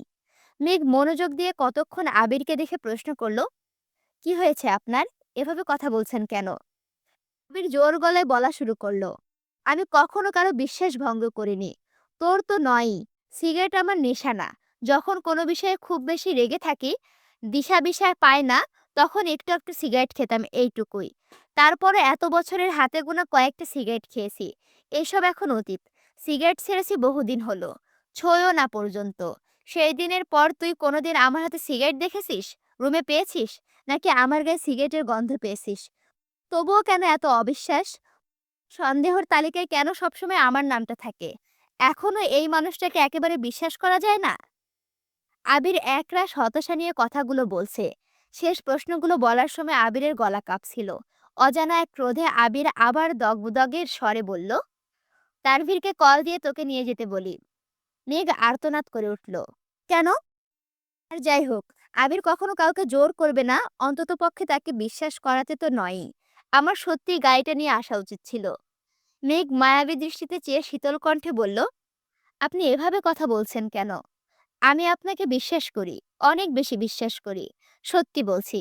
ভাইয়াকে কল দেবেন না, প্লিজ। আমি আপনার সাথেই যাব। আবির উদাসীন কণ্ঠে বলল, যেখানে তুই আমাকে বিশ্বাস করতে পারিস না, সেখানে তোর বাবা মায়ের চোখে তো আমি মস্ত বড় অপরাধী হয়ে যাব। তোর জ্বর হলে কেউ আমায় ছেড়ে কথা বলবে না। আবির দু এক পা এগোতেই মেঘ এক হাতে আবিরের আঙুল ধরার চেষ্টা করে, কিন্তু আবির আঙুল ছাড়িয়ে এগিয়ে যেতে মেঘ তড়িঘড়ি করে আবিরের সামনে গিয়ে সরাসরি আবিরের শার্ট আঁকড়ে ধরে সাফাই দেওয়ার মতো করে আকুল কণ্ঠে বলে উঠল, আমি কোনোদিন আপনাকে এমন কথা বলবো না। আপনাকে কখনো অবিশ্বাস করব না। আপনি যা বলবেন, যে অবস্থাতেই বলবেন, আমি সাথে সাথে বিশ্বাস করে ফেলবো। প্লিজ রাগ করবেন না। প্লিজ, আমি কানে ধরছি। এতক্ষণ আবির শক্ত থাকলেও মেঘের শেষ বাক্যে আবির তৎক্ষণাৎ মেঘের হাত চেপে ধরল। মেঘের হাত তখনও আবিরের বুকে ছিল। সবেমাত্র কানে ধরার জন্য হাত তুলতে যাচ্ছিল। তার আগে আবির আটকে দিয়েছে। আবিরের রাগ মুহূর্তেই দমে গেল। ভারী কণ্ঠে বলল, অতি সামান্য কারণে আবির কাউকে এত বড় শাস্তি দেবে না। মেঘ ফের বলে উঠল, আপনি রাগ করলে আমার খুব ভয় হয়। আবির অনুচিন্তন মনে শুধালো, কিসের ভয়? মেঘ বিড়বিড় করে বলল, আপনাকে হারানোর। ঝুম বৃষ্টিতে মেঘের বিড়বিড় করে বলা কথাটা আবির ঠিকমতো বুঝতে পারেনি। শিওর হতে আবির পুনরায় শুধালো, কি বললি? মেঘ কিছু না বলে আবিরের ওপর মাথা ঠেকালো। অনেকক্ষণ যাবৎ বৃষ্টিতে ভেজার কারণে মেঘের শরীর ঠান্ডা হয়ে যাচ্ছে। অকস্মাৎ ভয়ে আবিরের বুক কাঁপছে। মেঘের শরীর যদি আবার খারাপ হয়? আবির তড়িঘড়ি করে বলল, শরীর খারাপ লাগছে? মেঘ সহসা আবিরের থেকে দূরে সরে দাঁড়ালো। প্রিয় মানুষের সহচর্য পেলে মানুষ সব ভুলে যায়। মেঘের ক্ষেত্রেও তাই হয়েছে। ঘোরের মধ্যে কখন যে আবিরের বুকে মাথা রেখেছে সেটা খেয়াল করেনি। আবির ডাকতে মেঘের ঘোর কেটে গেছে। লজ্জায় মাথা নিচু করে সামনে এগিয়ে যাচ্ছে। আবির পিছু পিছু ডাকছে, কিন্তু মেঘ তাকাতে পারছে না। আবির এগিয়ে গিয়ে মেঘের মাথার কিছুটা ওপরে দুহাত রাখলো, যেন সরাসরি বৃষ্টির পানি মাথার ওপর না পড়ে। মেঘ চোখ তুলে তাকাতেই দেখলো, পুনরায় লজ্জায় চোখ নামিয়ে নিল। আবির ভাই মানুষটা কেমন জানি, এই রাগ করেন, এই আবার ভালোবাসার চাদরে মুড়িয়ে নেন। ওনার মন বুঝার সাধ্যি পৃথিবীর কারণ নেই। কিছুটা এগোতেই মেঘ চা খাওয়ার জন্য বায়না ধরেছে, অথচ আবির খুঁজছে মেডিকেল শপ। নিজের ইচ্ছাকে প্রাধান্য দিতে গিয়ে অসময়ে মেঘকে নিয়ে বৃষ্টিতে ভিজে এখন নিজেই টেনশন করছে। মেঘের সেদিকে খেয়াল নেই। সে নিজের মতো ঘুরছে আর চায়ের দোকান খুঁজছে। জীবনে প্রথমবার গভীর রাতে বৃষ্টিতে ভিজেছে। মেঘের মন এমনিতেই খুব উতলা হয়ে আছে, তার উপর সাথে আবির ভাই। বাসার সব চিন্তা ভুলে বৃষ্টি উপভোগ করছে, আর আবির ভাইয়ের সঙ্গে খুনসুটিতে মেতে উঠেছে। অবশেষে একটা চায়ের দোকানে মেঘকে বসিয়ে আবির পকেট থেকে ফোন আর ওয়ালেট বের করছে। ওপরে টিনের চালে টুপটা বৃষ্টির ফোঁটা পড়ছে। মেঘ আপন মনে বসা থেকে সে চালের দিকে তাকিয়ে আছে। টিনের চালের মাতাল করা শব্দে মেঘের ভাবনারা ছন্নছাড়া হয়ে যাচ্ছে। মেঘ আবিরের দিকে তাকাতে আবির বলে উঠল, বৃষ্টির শব্দটা ভালো লাগছে? হ্যাঁ। আগে বর্ষাকালে নানা বাড়ি গেলে এই শব্দটা শুনতাম, অনেক ভালো লাগতো। কত বছর পর আবার শুনছি। আবির প্রশ্ন করলো, লাল চা খাবি নাকি দুধ চা? লাল চা খাবো। ঠিক আছে ম্যাম। আবির চলে গেল। হঠাৎই মেঘের কানে আবিরের কণ্ঠ বেজে উঠল, মামা আপনি বসুন, আমি চা বানাচ্ছি। মেঘ আঁতকে উঠে পিছন ঘুরল। সত্যি সত্যি আবির চা বানাচ্ছে। মেঘ তৎক্ষণাৎ বসা থেকে উঠে দাঁড়ালো। ভেতরে থাকা হৃৎপিণ্ড ছুটছে দিক বেদিক। ঠোঁটে ফুটে উঠেছে প্রশান্তির হাসি। অকস্মাৎ মনে দুশ্চিন্তারা ভর করেছে। নিজের অজান্তেই বলে উঠল, এত সুখ আমার কপালে সইবে তো? সঙ্গে সঙ্গে মেঘ নিজের মাথায় গাঁটটা মেরে বলল, কি সব বাজে কথা ভাবছিস? আবির ২ কাপ চা নিয়ে এগিয়ে আসলো। আদা লেবু দিয়ে ২ কাপ চা নিয়ে আসছে। আবিরকে দেখে মেঘ পুনরায় চেয়ারে বসলো। মেঘকে ১ কাপ চা দিয়ে আবির পাশের চেয়ারে বসে চায়ে চুমুক দিল। মেঘ ১ চুমুক চা খেয়ে মেঘ মুগ্ধ হয়ে আবিরের পানে জিজ্ঞেস করলো, আপনি আর ঠিক কি কি পারেন একটু বলবেন? আবির নির্বিকার ভঙ্গিতে বলল, বলতে পারবো না, তবে প্র্যাকটিক্যালি সব পারবো। বাহ, বড় আব্বু আর বড় আম্মুর একমাত্র ভদ্র ছেলে। আপনি ছেলে হয়ে যা পারেন আমি মেয়ে হয়েও তা পারি না। আবির উদগ্রাবী হয়ে বলল, আমি কখনোই ভদ্র ছেলে ছিলাম না। আমি ১ নম্বরের অসভ্য আর অভদ্র একটা ছেলে। স্যার তোকে কেউ কাজ শিখতে বলছে কেউ? তোর যখন যা লাগবে শুধু অর্ডার করবি। মেঘ প্রশ্ন করলো, আপনি অভদ্র এটা কে বলেছে? তোর আব্বু। মেঘ হেসে বলল, আব্বুর চোখে দুনিয়ার সব ছেলেরাই অভদ্র। দেখবেন ২ দিন পর থেকে আদিকেও এইভাবেই বলবে, কথা শোনাবে। আবিরও মলিন হাসল। নিষ্ঠুর এই পৃথিবীতে সবার প্রিয় হয়ে ওঠা কারো পক্ষেই সম্ভব না। তবে আবিরের প্রচেষ্টা শুধুমাত্র নিজেকে প্রমাণ করা। আবির অভদ্র নয়, তবে অসভ্য তো বটেই। মেঘকে কাছে পেলে আরো বেশি অভদ্র হয়ে যায়। এই জন্য মেঘের দিকে ঠিকমতো তাকাচ্ছে না। আবির ফোন চেক করতেই দেখলো মোট ১৭টা কল আসছে। বাসা থেকে ৮টা কল আসছে। আর তানভীরও ৪-৫ বার কল দিয়েছে। ফুপি রাকিবও কয়েকবার কল দিয়েছে। এখন ফোন দিলেই যে যার মতো করে কথা শোনাবে, তারপর আবার মন খারাপ হবে, সেটা ভেবে কাউকেই কল ব্যাক করেনি। রাস্তায় একটা মেডিকেল শপ থেকে মেঘকে ওষুধ কিনে খাইয়েছে, যাতে জ্বর না আসে। আবির আশেপাশে রিক্সা খুঁজছে। বাসার মানুষের থেকেও বেশি টেনশন হচ্ছে মেঘকে নিয়ে। কারণ মেঘকে সামাল দেওয়ার মতো মানসিক অবস্থা আবিরের নেই। বৃষ্টির পানিতে চিকচিক করা মেঘের দুগাল গোলাপের ভেজা পাপড়ির মতো লাল টকটকে ২ ঠোঁটে তাকানো মাত্রই আবিরের বুকে কম্পন অনুভব করে, সঙ্গে সঙ্গে চোখ সরিয়ে নেয়। কিন্তু মেঘ নিজের মতো করে কথা বলছে। হুট করে আজগবি প্রশ্ন করতে শুরু করেছে, যে প্রশ্নের কোনো উত্তর দেওয়ার মতো পরিস্থিতি আবিরের নেই। তাই মেঘকে নিয়ে তাড়াতাড়ি বাসায় ফিরতে চাচ্ছে। একটা ফুলের দোকান দেখে মেঘ বলে উঠল, আবির ভাই, আমাকে একটা গোলাপ ফুল কিনে দেবেন? না। কেন? গোলাপ ব্যতীত অন্য কোনো ফুল নেই। লাল গোলাপগুলো খুব সুন্দর লাগছে, একটা নেই? বললাম তো না। মেঘ মন খারাপ করে ২টা বেলে ফুলের মালা নিয়েছে। আবির টাকা দিয়ে বেরিয়ে এসে বলল, দে পরিয়ে দেই। প্রয়োজন নেই। কেন? কারণ এগুলো মিমের জন্য নিয়েছি। ওয়েট, আরো কয়েকটা নিয়ে আসি। লাগবে না। আমার জন্য আনলে লাল গোলাপ নিয়ে আসুন। আবির গম্ভীর কণ্ঠে বলল, চল সামনে যাই। সামনে হয়তো রিক্সা পাবো। মেঘ উষ্ণ স্বরে বলল, তবুও লাল গোলাপ দেবেন না? না। মেঘ রাগে ফুঁসতে ফুঁসতে চলে যাচ্ছে। বৃষ্টি কমে এসেছে। তবে গাছ থেকে এখনো বৃষ্টির পানি টুপটুপ করে পড়ছে। আবির মেঘের গমন পথে চেয়ে ভারী কণ্ঠে বলল, যেই ফুল তোকে অন্য কোনো ছেলে দিতে চেয়েছিল, সেই ফুল আমার চোখে বিষের মতো। আবির সেই বিষ ছুবে না। এদিকে তানভীর বাসার কাছে গাছের নিচে বাইকে বসে আছে আর ওদের জন্য অপেক্ষা করছে। বৃষ্টি কমতে আবিরকে কয়েকবার পর্যন্ত কল দিয়েছে, কিন্তু আবির ফোনই ধরছে না। হঠাৎ বন্যার কথা ভেবে কল দিল বন্যার নাম্বারে। অনেকদিন পর বন্যার ফোনে কল ঢুকেছে। প্রথমবার রিসিভ হলো না। দ্বিতীয়বার রিসিভ করার সঙ্গে সঙ্গে বন্যা প্রশ্ন করলো, হ্যালো কে? তানভীর কপাল গুটিয়ে বলল, বাহ, এত অপরিচিত হয়ে গেলাম। বন্যা তৎক্ষণাৎ বলে উঠল, আসসালামু আলাইকুম। ওয়ালাইকুম আসসালাম। সরি তানভীর ভাই, নতুন ফোন তো, তাই নাম্বারটা সেভ ছিল না। ও আচ্ছা, ফোন কবে কিনলা? আজকেই কিনেছি। আপনি কি বাহিরে? হ্যাঁ। কেন? বৃষ্টি বাতাস এসবের শব্দ হচ্ছে মনে হয়। ও আচ্ছা, গাছতলায় বসে আছি তাই এমন শব্দ হচ্ছে। গাছতলায় কেন? এমনিতেই একটু কাজ ছিল। রাতে খেয়েছো? জি। আপনি? হ্যাঁ, ফুপিদের বাসায় খেয়ে আসলাম। ফুপিরা কেমন আছেন? আলহামদুলিল্লাহ ভালো। আচ্ছা ভালো থাকুন। রাখি এখন। কেন? ঘুমাবো। আচ্ছা ঘুমাও। তানভীরের কথা শেষ হওয়ার মাত্রই আবির আর মেঘ আসতে যথারীতি তিনজনে কাকভেজা হয়ে বাসায় ফিরেছে। রাত 11টার ওপরে বেজে গেছে, অথচ তিন ভাই সোফায় বসে আছে। কাঠ গড়ায় মেঘ, আবির আর তানভীর। মেঘ হাসি দিতে দিতে আবির মাথা নিচু করে কপাল গুটিয়ে চোখ বন্ধ করে দাঁতে দাঁত চেপে ধরেছে। আজ একটা ঘূর্ণিঝড় হতে চলেছে, যার সূচনা মেঘের একটা হাঁচি করে দিল। আবির মাথা নিচু করে মেঘকে আস্তে করে বলল, রুমে যা। মেঘ কোনো দিকে না তাকিয়ে ভেজা জামা নিয়ে নিজের রুমের দিকে ছুটছে। ড্রয়িং রুম, সিঁড়ি সব ভিজে গেছে।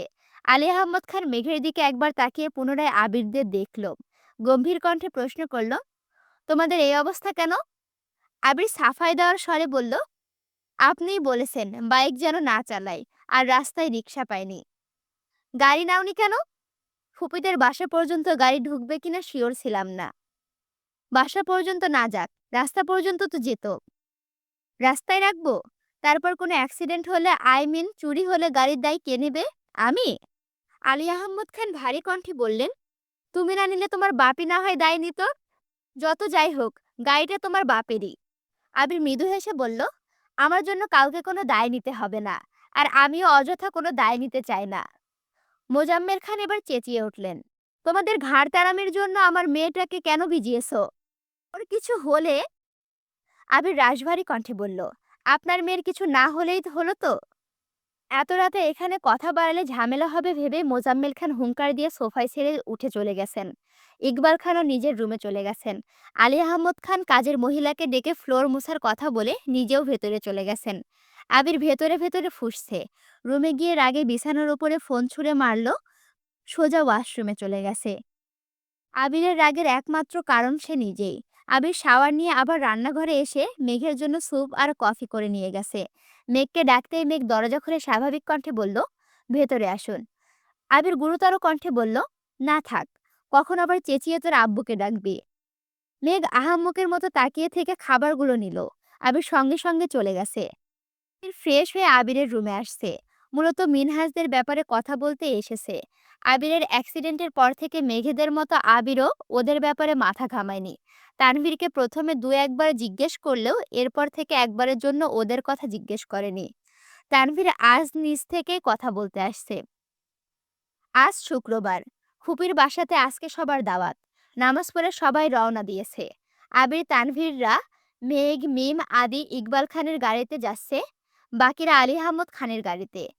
আরিফ আর আসিফ দুজনে গলির মোড় থেকে ওনাদের এগিয়ে নিয়ে গেছে। মিম আরিফকে দেখে বড় করে ভেংচি কাটল। আত্মীয়তার সম্পর্কের খাতিরে আরিফ মৃদুভাবে হাসল। মেঘ মিমকে সারাদিন সামলে রেখেছে, যেন কোনোভাবে কোনো অঘটন না ঘটায়। খাওয়া দাওয়ার পর্ব শেষ করে বিকেলের দিকে বাসার উদ্দেশ্যে রওনা দিয়েছে। আগামী পরশু থেকে রমজান শুরু, তাই ফুপির জোরাজোরিতে আজই সবাইকে আসতে হলো। ফুপির সাথে সবারই খুব ফরমাল সম্পর্ক। আবিররা ফুপিকে যতটা আপন করে নিয়েছে, বড়রা ঠিক ততটা পারছে না। মাঝরাতে হঠাৎই আবিরের ফোনে কল বাজতেছে। আবির ঘুমের ঘোরে প্রথম হয়ে কেটে দিয়েছে। খানিকক্ষণ বাদে আবারও ফোনে কল বাজছে। আবির কল রিসিভ করে আধঘুম অবস্থায় জিজ্ঞেস করলো, কে? পেতনি। আবির ঘুমের ঘোরে মুচকি হাসলো। ঠোঁটের কোণে হাসি রেখে বিমোহিত কণ্ঠে জানতে চাইল, আবির কি কোনো অন্যায় করেছে? তা না হলে মাঝরাতে পরীর বদলে পেতনি কেন কল দেবে আমায়? হ্যাঁ, আপনি মস্ত বড় অপরাধ করেছেন। আবিরের চোখ বন্ধ, এখনো ঘুমের রেশ লেগে আছে চোখে মুখে। আধ ঘুমে থেকে আবির পুনরায় প্রশ্ন করল, সর্বনাশ, অপরাধটা কি বলা যাবে? মেঘ নিচু কণ্ঠে বলল, আপনি আমার প্রথম কলটা ধরলেন না কেন? আবির চোখ মেলে ফোনের দিকে তাকালো। তড়িঘড়ি করে কল লিস্ট চেক করলো। ঘুমের ঘোরে কল কাটার ঘটনা মনে পড়তে মাথা চুলকে ঠান্ডা কণ্ঠে বলল, ওপস, সরি। ঘুমের মধ্যে কিভাবে বুঝবো যে আপনি কল দিয়েছেন? সরি। সদ্য ঘুম থেকে ওঠা আবিরের ভাঙা ভাঙা কণ্ঠ শুনে মেঘের হৃদস্পন্দন বেড়ে গেছে। মনে হচ্ছে যেন হৃদয়ে ছুরির ন্যায় তোলপাড় চলছে, সবকিছু যেন মুহূর্তেই তছনছ করে দেবে। মেঘ বুকের বাম প্রকোষ্ঠে হাত রেখে নিজেকে সংযত করে ধীর স্থির কণ্ঠে প্রশ্ন করে, সেহেরি খাবেন না? উঠুন। আবির নিরস গলায় বলল, না খেয়ে কত রমজান কাটিয়েছি, এখন না খেয়ে রোজা রাখা অভ্যাস হয়ে গেছে।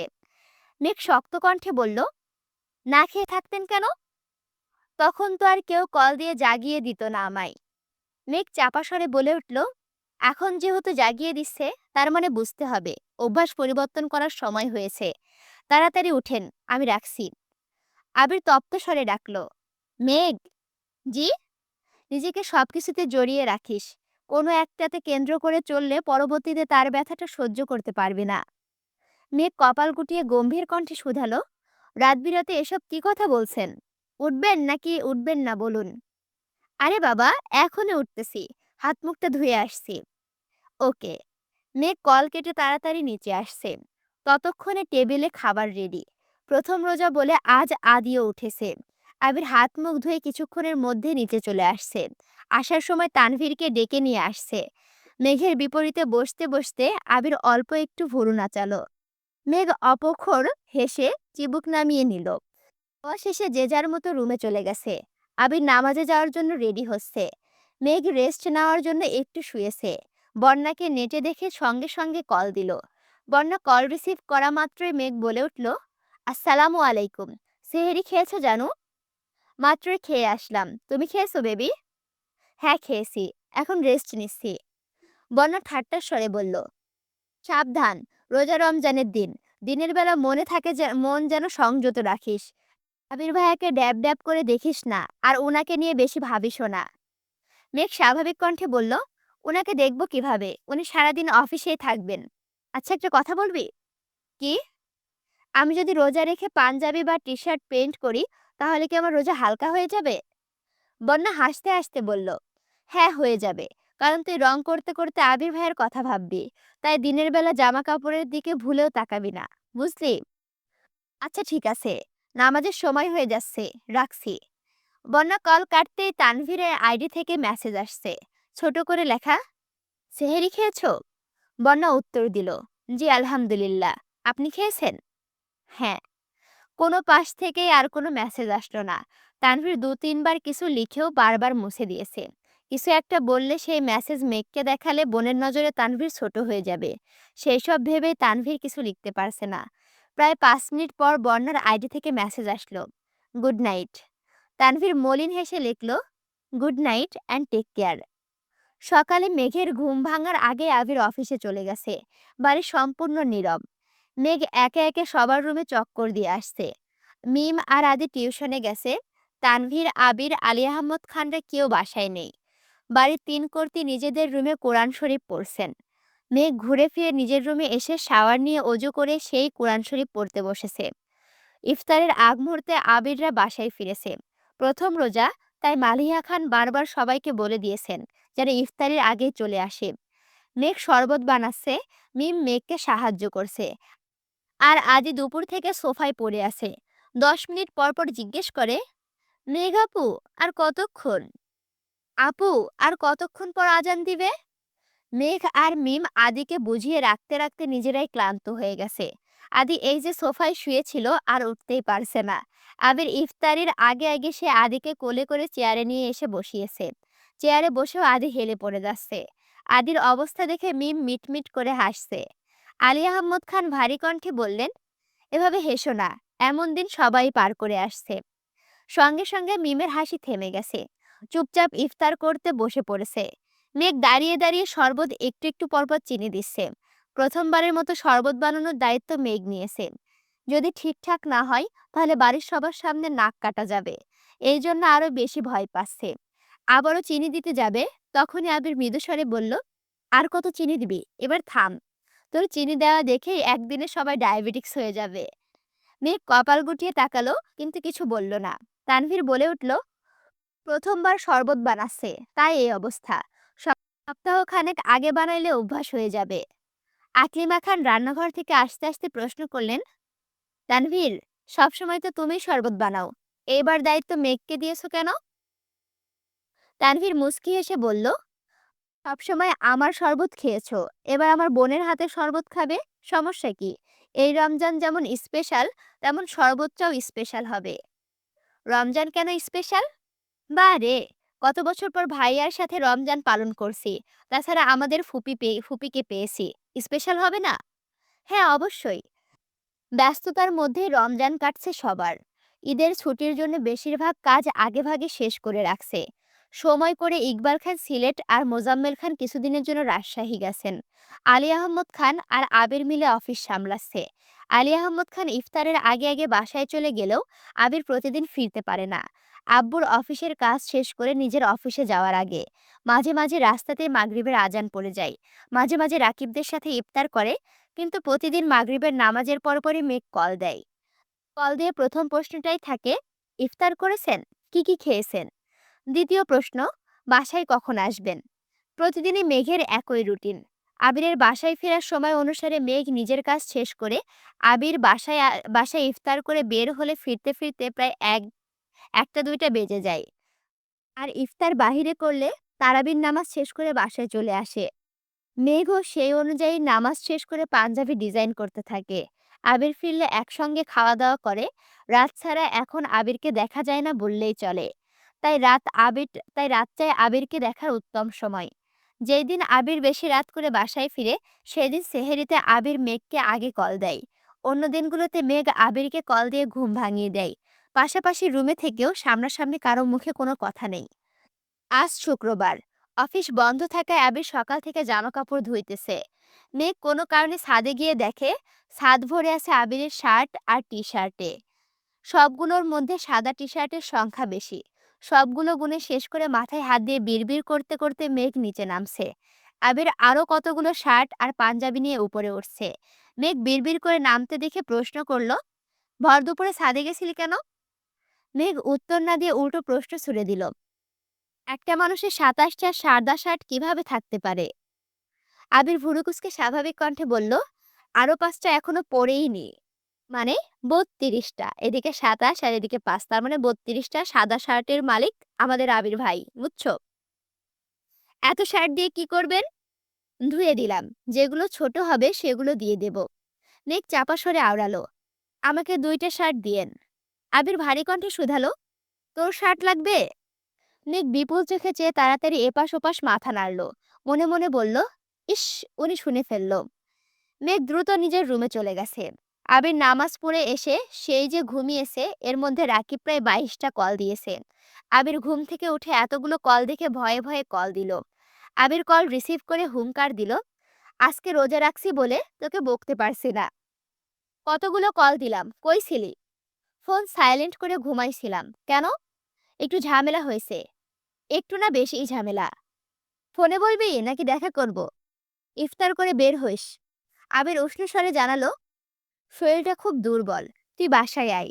এক্ষুনি চলে আয়, সমস্যা নাই। না না, এখন আসলে সবার সাথে ইফতার করতে হবে। তোর বাপরে আমি বিরাট ভয় পাই।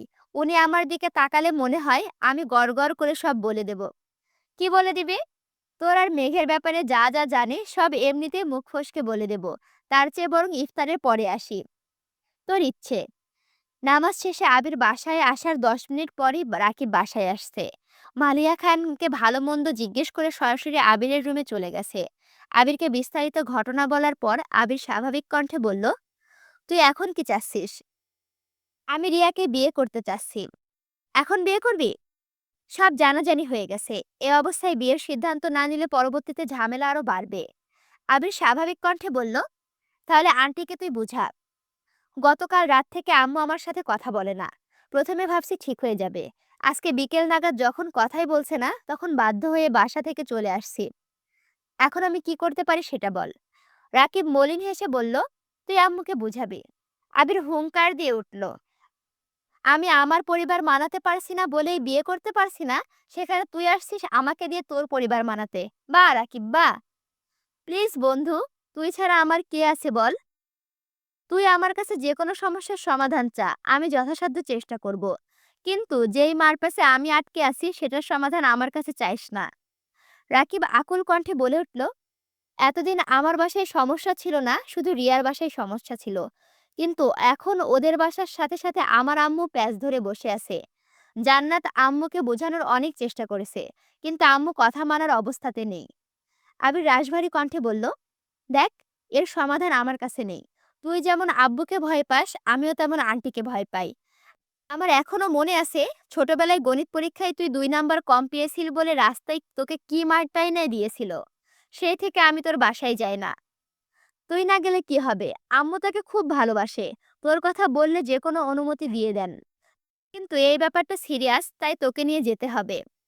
আমার পাটা ঠিক হয়েছে বেশিদিন হয়নি। আব্বু এখনো বাইক চালানোর অনুমতি দেননি।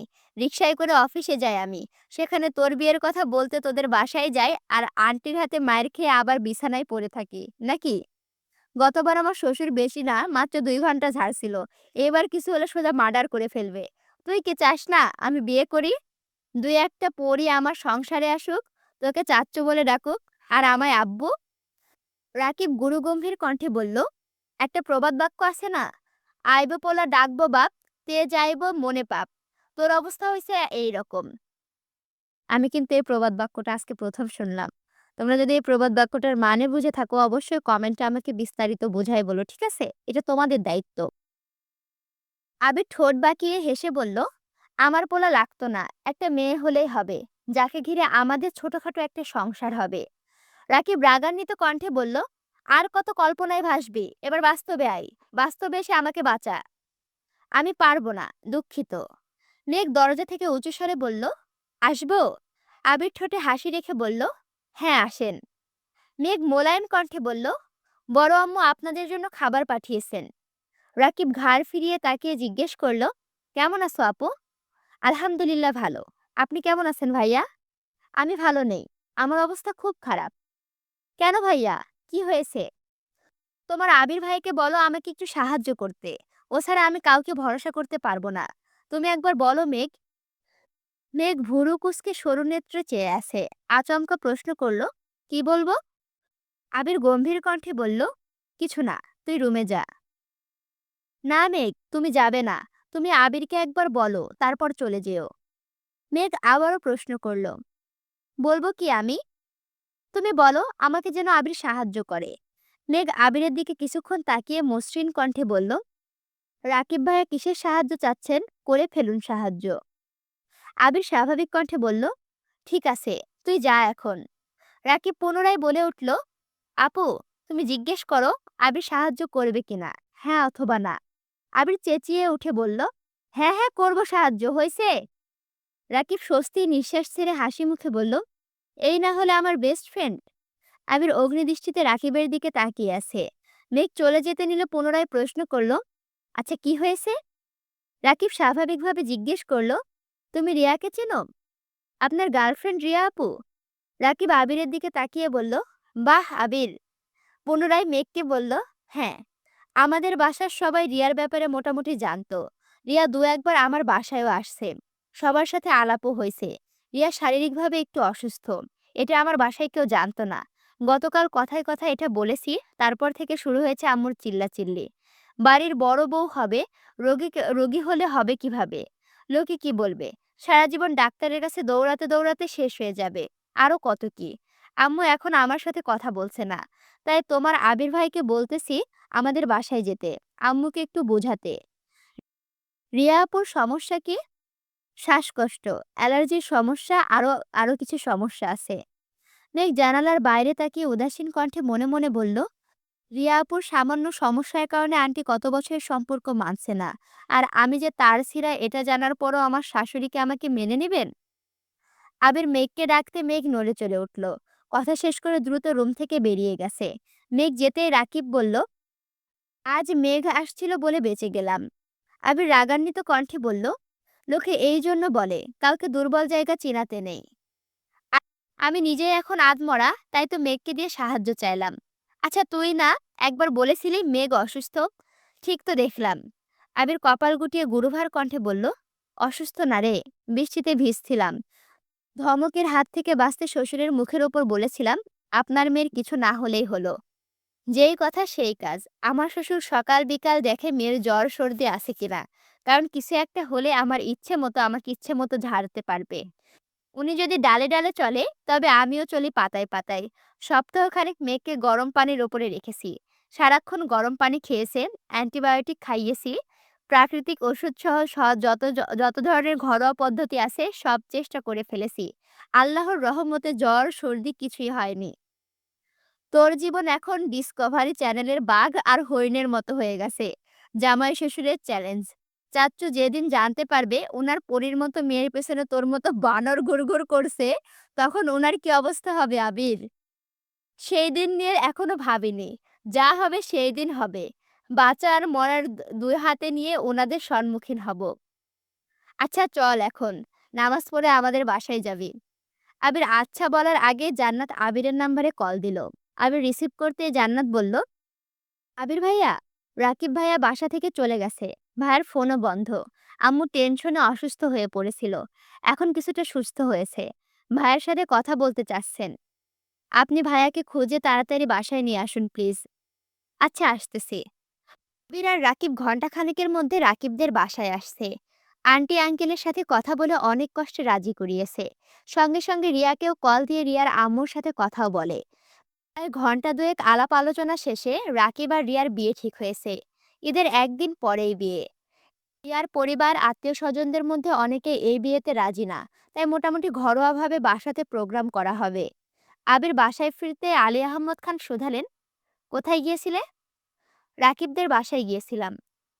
রাকিব দেখলাম সন্ধ্যায় আমাদের বাসায় আসলো, আবার তুমি এখন ওদের বাসায় থেকে ফিরছো। কোনো সমস্যা? না আব্বু, তেমন কোনো সমস্যা না। রাকিবের বিয়ে ঠিক হয়েছে। ঈদের একদিন পর বিয়ে। আলী আহমদ খান রাশভারী কণ্ঠে বললেন, কোথায় ঈদের পরে তোমার বিয়ে হওয়ার কথা ছিল, তা না হয়ে তোমার বন্ধুর বিয়ে করছে। ভালো ভালো। আবির মনে মনে আওড়ালো, যাকে বিয়ে করতে চাই তাকে বিয়ে না দিলে এই ঈদ কেন? একের পর এক ঈদ কেটে গেলেও আবির অন্য কাউকে বিয়ে করবে না। দেখতে দেখতে সময় পেরিয়ে যাচ্ছে। এক সপ্তাহ পরে ঈদুল ফিতর। খানবাড়িতে শপিংয়ের মেলা বসেছে। আলী আহমদ খান, ইকবাল খান, মোজাম্মেল খান তিনজনই আলাদা আলাদাভাবে সবার জন্য জামা কাপড় এনেছে। বছরের একবারই ওনারা নিজের শপিংয়ে যান। তাছাড়া তানভীর ও সবার জন্য জামা কাপড় এনেছে।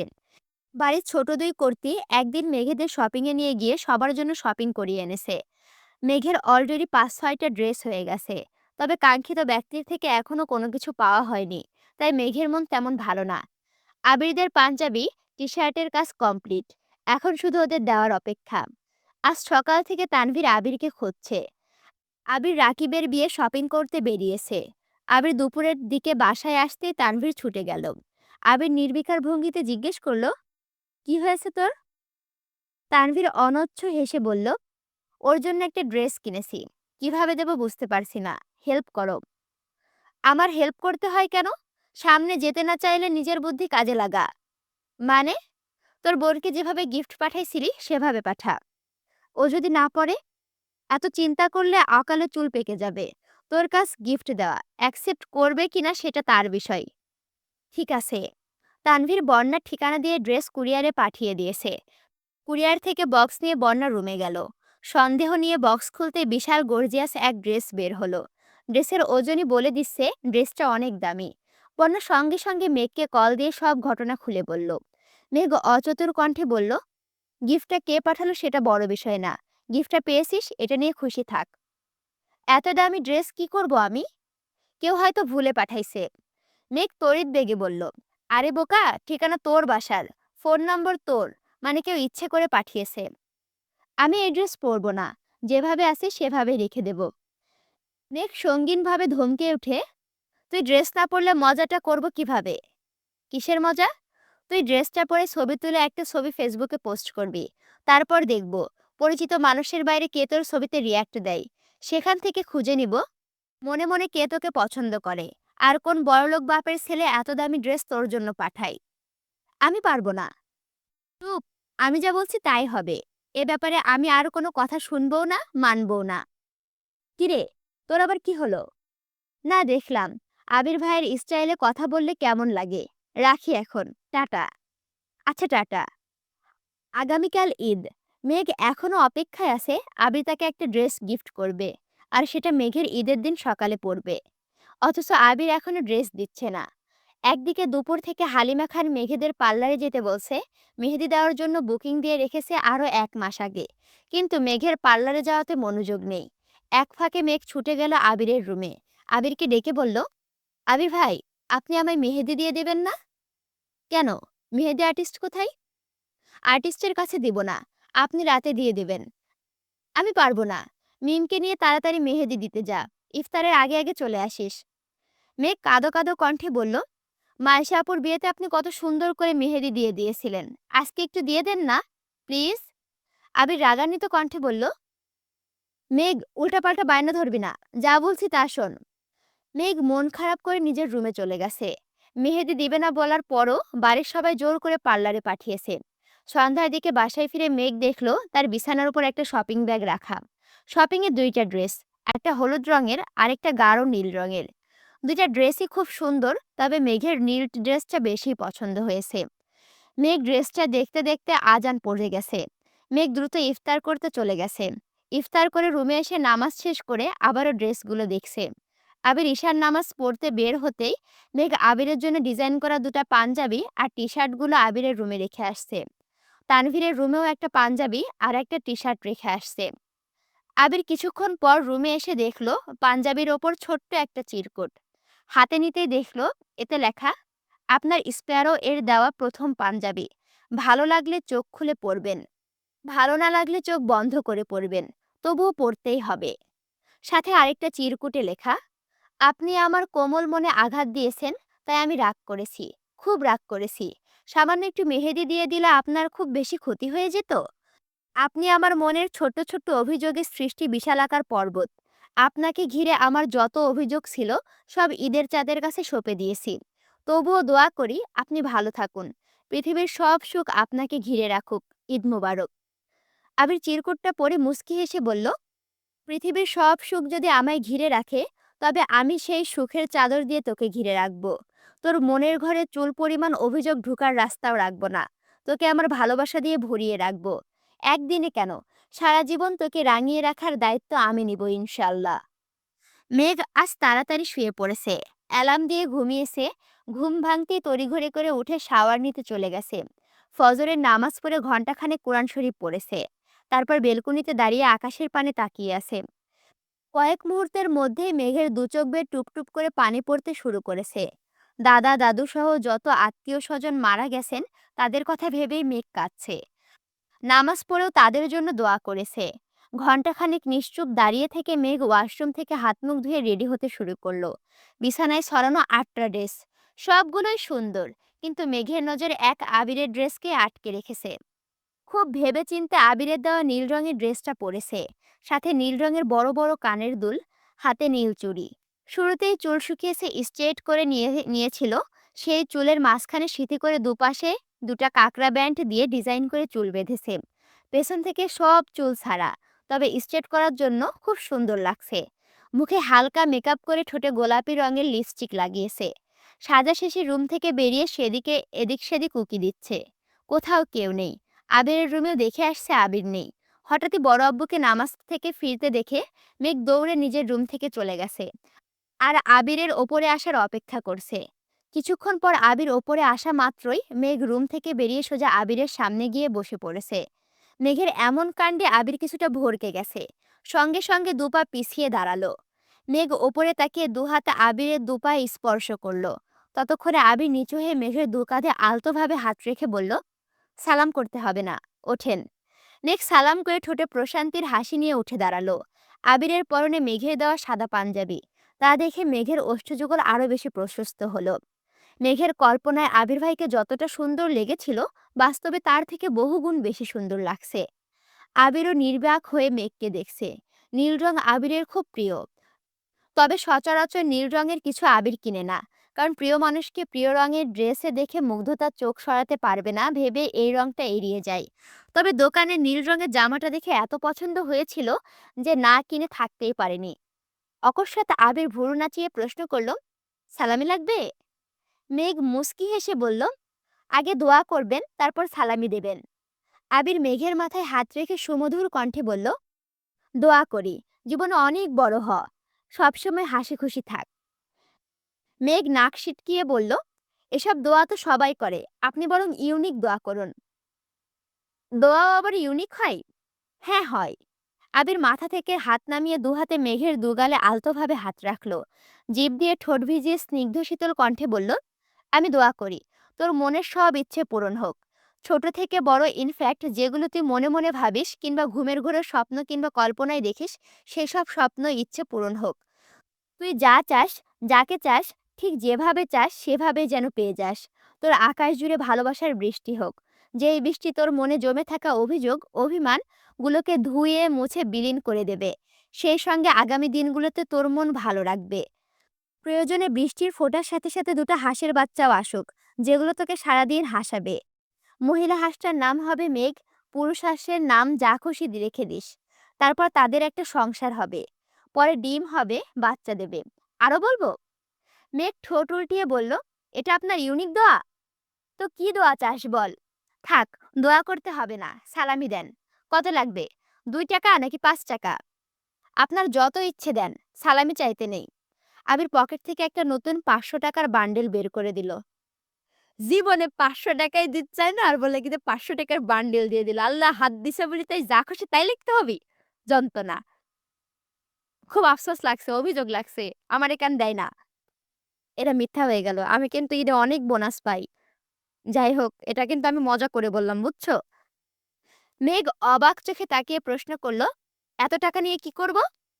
তোর বোধশক্তি হওয়ার পর প্রথমবার সালামি দিচ্ছি। কম কেন দিব? মেঘ আবিরের দিকে তাকিয়ে তপ্ত স্বরে বলল, ধন্যবাদ। সালামি দিলে আবার ধন্যবাদও দেশ? সালামির জন্য ধন্যবাদ দেইনি, পাঞ্জাবির জন্য দিয়েছি। ও আচ্ছা, তাহলে আপনাকেও ধন্যবাদ জামাটা পরার জন্য। মেঘ রুমে যেতে যেতে হঠাৎই বলে উঠল, আমি কিন্তু পুরুষ হাঁসের নাম ফিক্সড করে ফেলেছি। আবির মুচকি এসে বলল, আমি জানি। আবির নিজের রুমে চলে যাচ্ছে। মেঘ নিজের রুমে এসে টাকাগুলো ড্রয়ারে রেখে ড্রেসিং টেবিলের সামনে দাঁড়িয়ে ভাবছে, পুরুষ হাঁসটা আবির আর মহিলা হাঁসটা মেঘ। একদিন তাদের বিয়ে হবে, তাদের সাজানো ছোট্ট একটা সংসার হবে। তারপর তাদের ঘর আলো করে একটা রাজকন্যা না হয় রাজপুত্র আসবে। উফ! বলেই মেঘ লজ্জায় দুহাতে নিজের মুখ ঢেকে ফেলেছে। ব্রাশ দেওয়া গাল দুটো যতটা লাল হয়েছিল, এসব কথা ভেবে দুগাল 3 গুণ বেশি লাল হয়ে গেছে। কিছুক্ষণ পরেই মেঘ স্বাভাবিক হয়ে নিচে নামলো।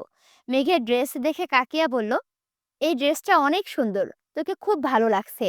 কিন্তু তুই যেটা পছন্দ করে কিনলি সেটা পরিসনি কেন? মেঘ হাসি মুখে বলল, ঈদ 7 দিন থাকে, সবার দেওয়া ড্রেসই পরবো। তানভীর নামাজের সময় তাড়াহুড়ো করে গেছিল বলে মেঘের দেওয়া পাঞ্জাবিটা পরে যেতে পারেনি। বাসায় এসে তাড়াতাড়ি করে মেঘের দেওয়া পাঞ্জাবিটা পরে নিচে আসছে। আবিরও ততক্ষণে নিচে আসছে। সবাই একবার আবিরকে দেখছে, আবার তানভীরকে। হালিমা খান প্রশ্ন করলেন, তোরা কি সেম পাঞ্জাবি কিনছিস? তানভীর ঠোঁটে হাসি রেখে বলল, পাঞ্জাবি গিফট পেয়েছি। কে দিল? বোনও আমাকে আর ভাইয়াকে গিফট করেছে। ডিজাইন নিজে করেছে? মেঘ ছোট করে বলল, হ্যাঁ। বাহ, খুব সুন্দর হয়েছে। তোর আব্বু চাচুদেরও দিতি? ভালো লাগলে ইনশাল্লাহ আগামী ঈদে সবাইকে দিব। ইনশাল্লাহ। সবাই একসঙ্গে খাওয়া দাওয়া শেষ করে 5 ভাই বোন মিলে ঘুরতে বেরিয়েছে। তানভীর ড্রাইভ করছে, আবির তার পাশের সিটে বসে আছে। ফুপির বাসা থেকে অলরেডি ঘুরে অল্প নাস্তা করে আসছে। রাস্তায় যেতে যেতে মেঘ হঠাৎই বলে উঠল, ভাইয়া, চলো না বন্যাদের বাসার দিকে যাই। আবির আর তানভীর দুজনে আঁতকে উঠল। তাদের প্ল্যান ছিল এদিক সেদিক ঘুরে শেষে বন্যাদের বাসার দিকে যাবে, কিন্তু মেঘ শুরুতেই বলে ফেলল। তানভীর মুখভঙ্গি স্বাভাবিক রেখে প্রশ্ন করল, ওইদিকে কেন? বন্যা ঈদে কোথাও বের হয় না, আমরা যেহেতু বের হয়েছি ওকে দেখে আসি। আবির মৃদু হেসে বলল, শুধু দেখে আসবি কেন, ওকে নিয়ে আসিস, সবাই মিলে একসঙ্গে ঘুরবো। আচ্ছা, বলবো ওকে। শোনো, তোমরা যারা মনে করছো এখানে একটা পর্ব আছে, এখানে কিন্তু একটা পর্ব নাই। 56-1, 56-2, 56-3 পড়তে পড়তে আমার হালুয়া টাইট হয়ে যাচ্ছে। আমি দিনে রাতে এখন শস্যি ফুল দেখছি। আর এদিকে তোমরা আমাকে রিকোয়েস্ট করছো, আপু সবগুলা পর্ব 2টা করে দেন। অনেক বড় বড় হচ্ছে যে, বুঝছো? ওই জন্য 2টা করে দেওয়া সম্ভব হচ্ছে না। দেখা গেল এর সাথে যদি আরেকটা পর্ব অ্যাড করি তাহলে 2 ঘন্টার ভিডিও হয়ে যাবে। 2 ঘন্টার ভিডিও দিলে কেমন না? অনেকে শুনতে শুনতে বিরক্ত হয়ে যাবে তখন। আমি দেখো, আমি এত বড় ভিডিও তো শুনি, মনে হয় সারাদিনে মিলে একটা ভিডিও শুনি। কিন্তু ছোট ছোট হলে ভিডিও দেখার আগ্রহ থাকে। সেই জন্য মূলত একটা করে পর্ব দিচ্ছি। যাই হোক, রেগুলার পর্ব ছাড়ছি এটাই অনেক। আর রেগুলারই পর্ব ছাড়বো ইনশাআল্লাহ। তোমরা পাশে থাকো, তোমরা পাশে থাকলে সবকিছু করার আগ্রহ বেড়ে যায়। কে কোথা থেকে ভিডিও দেখছো অবশ্যই কমেন্ট করে জানাবে এবং লাইক, কমেন্ট, শেয়ার করবে। আমার চ্যানেলটি যদি এখনো সাবস্ক্রাইব করে না থাকো অবশ্যই সাবস্ক্রাইব করে পাশে থাকবে। আল্লাহ হাফেজ।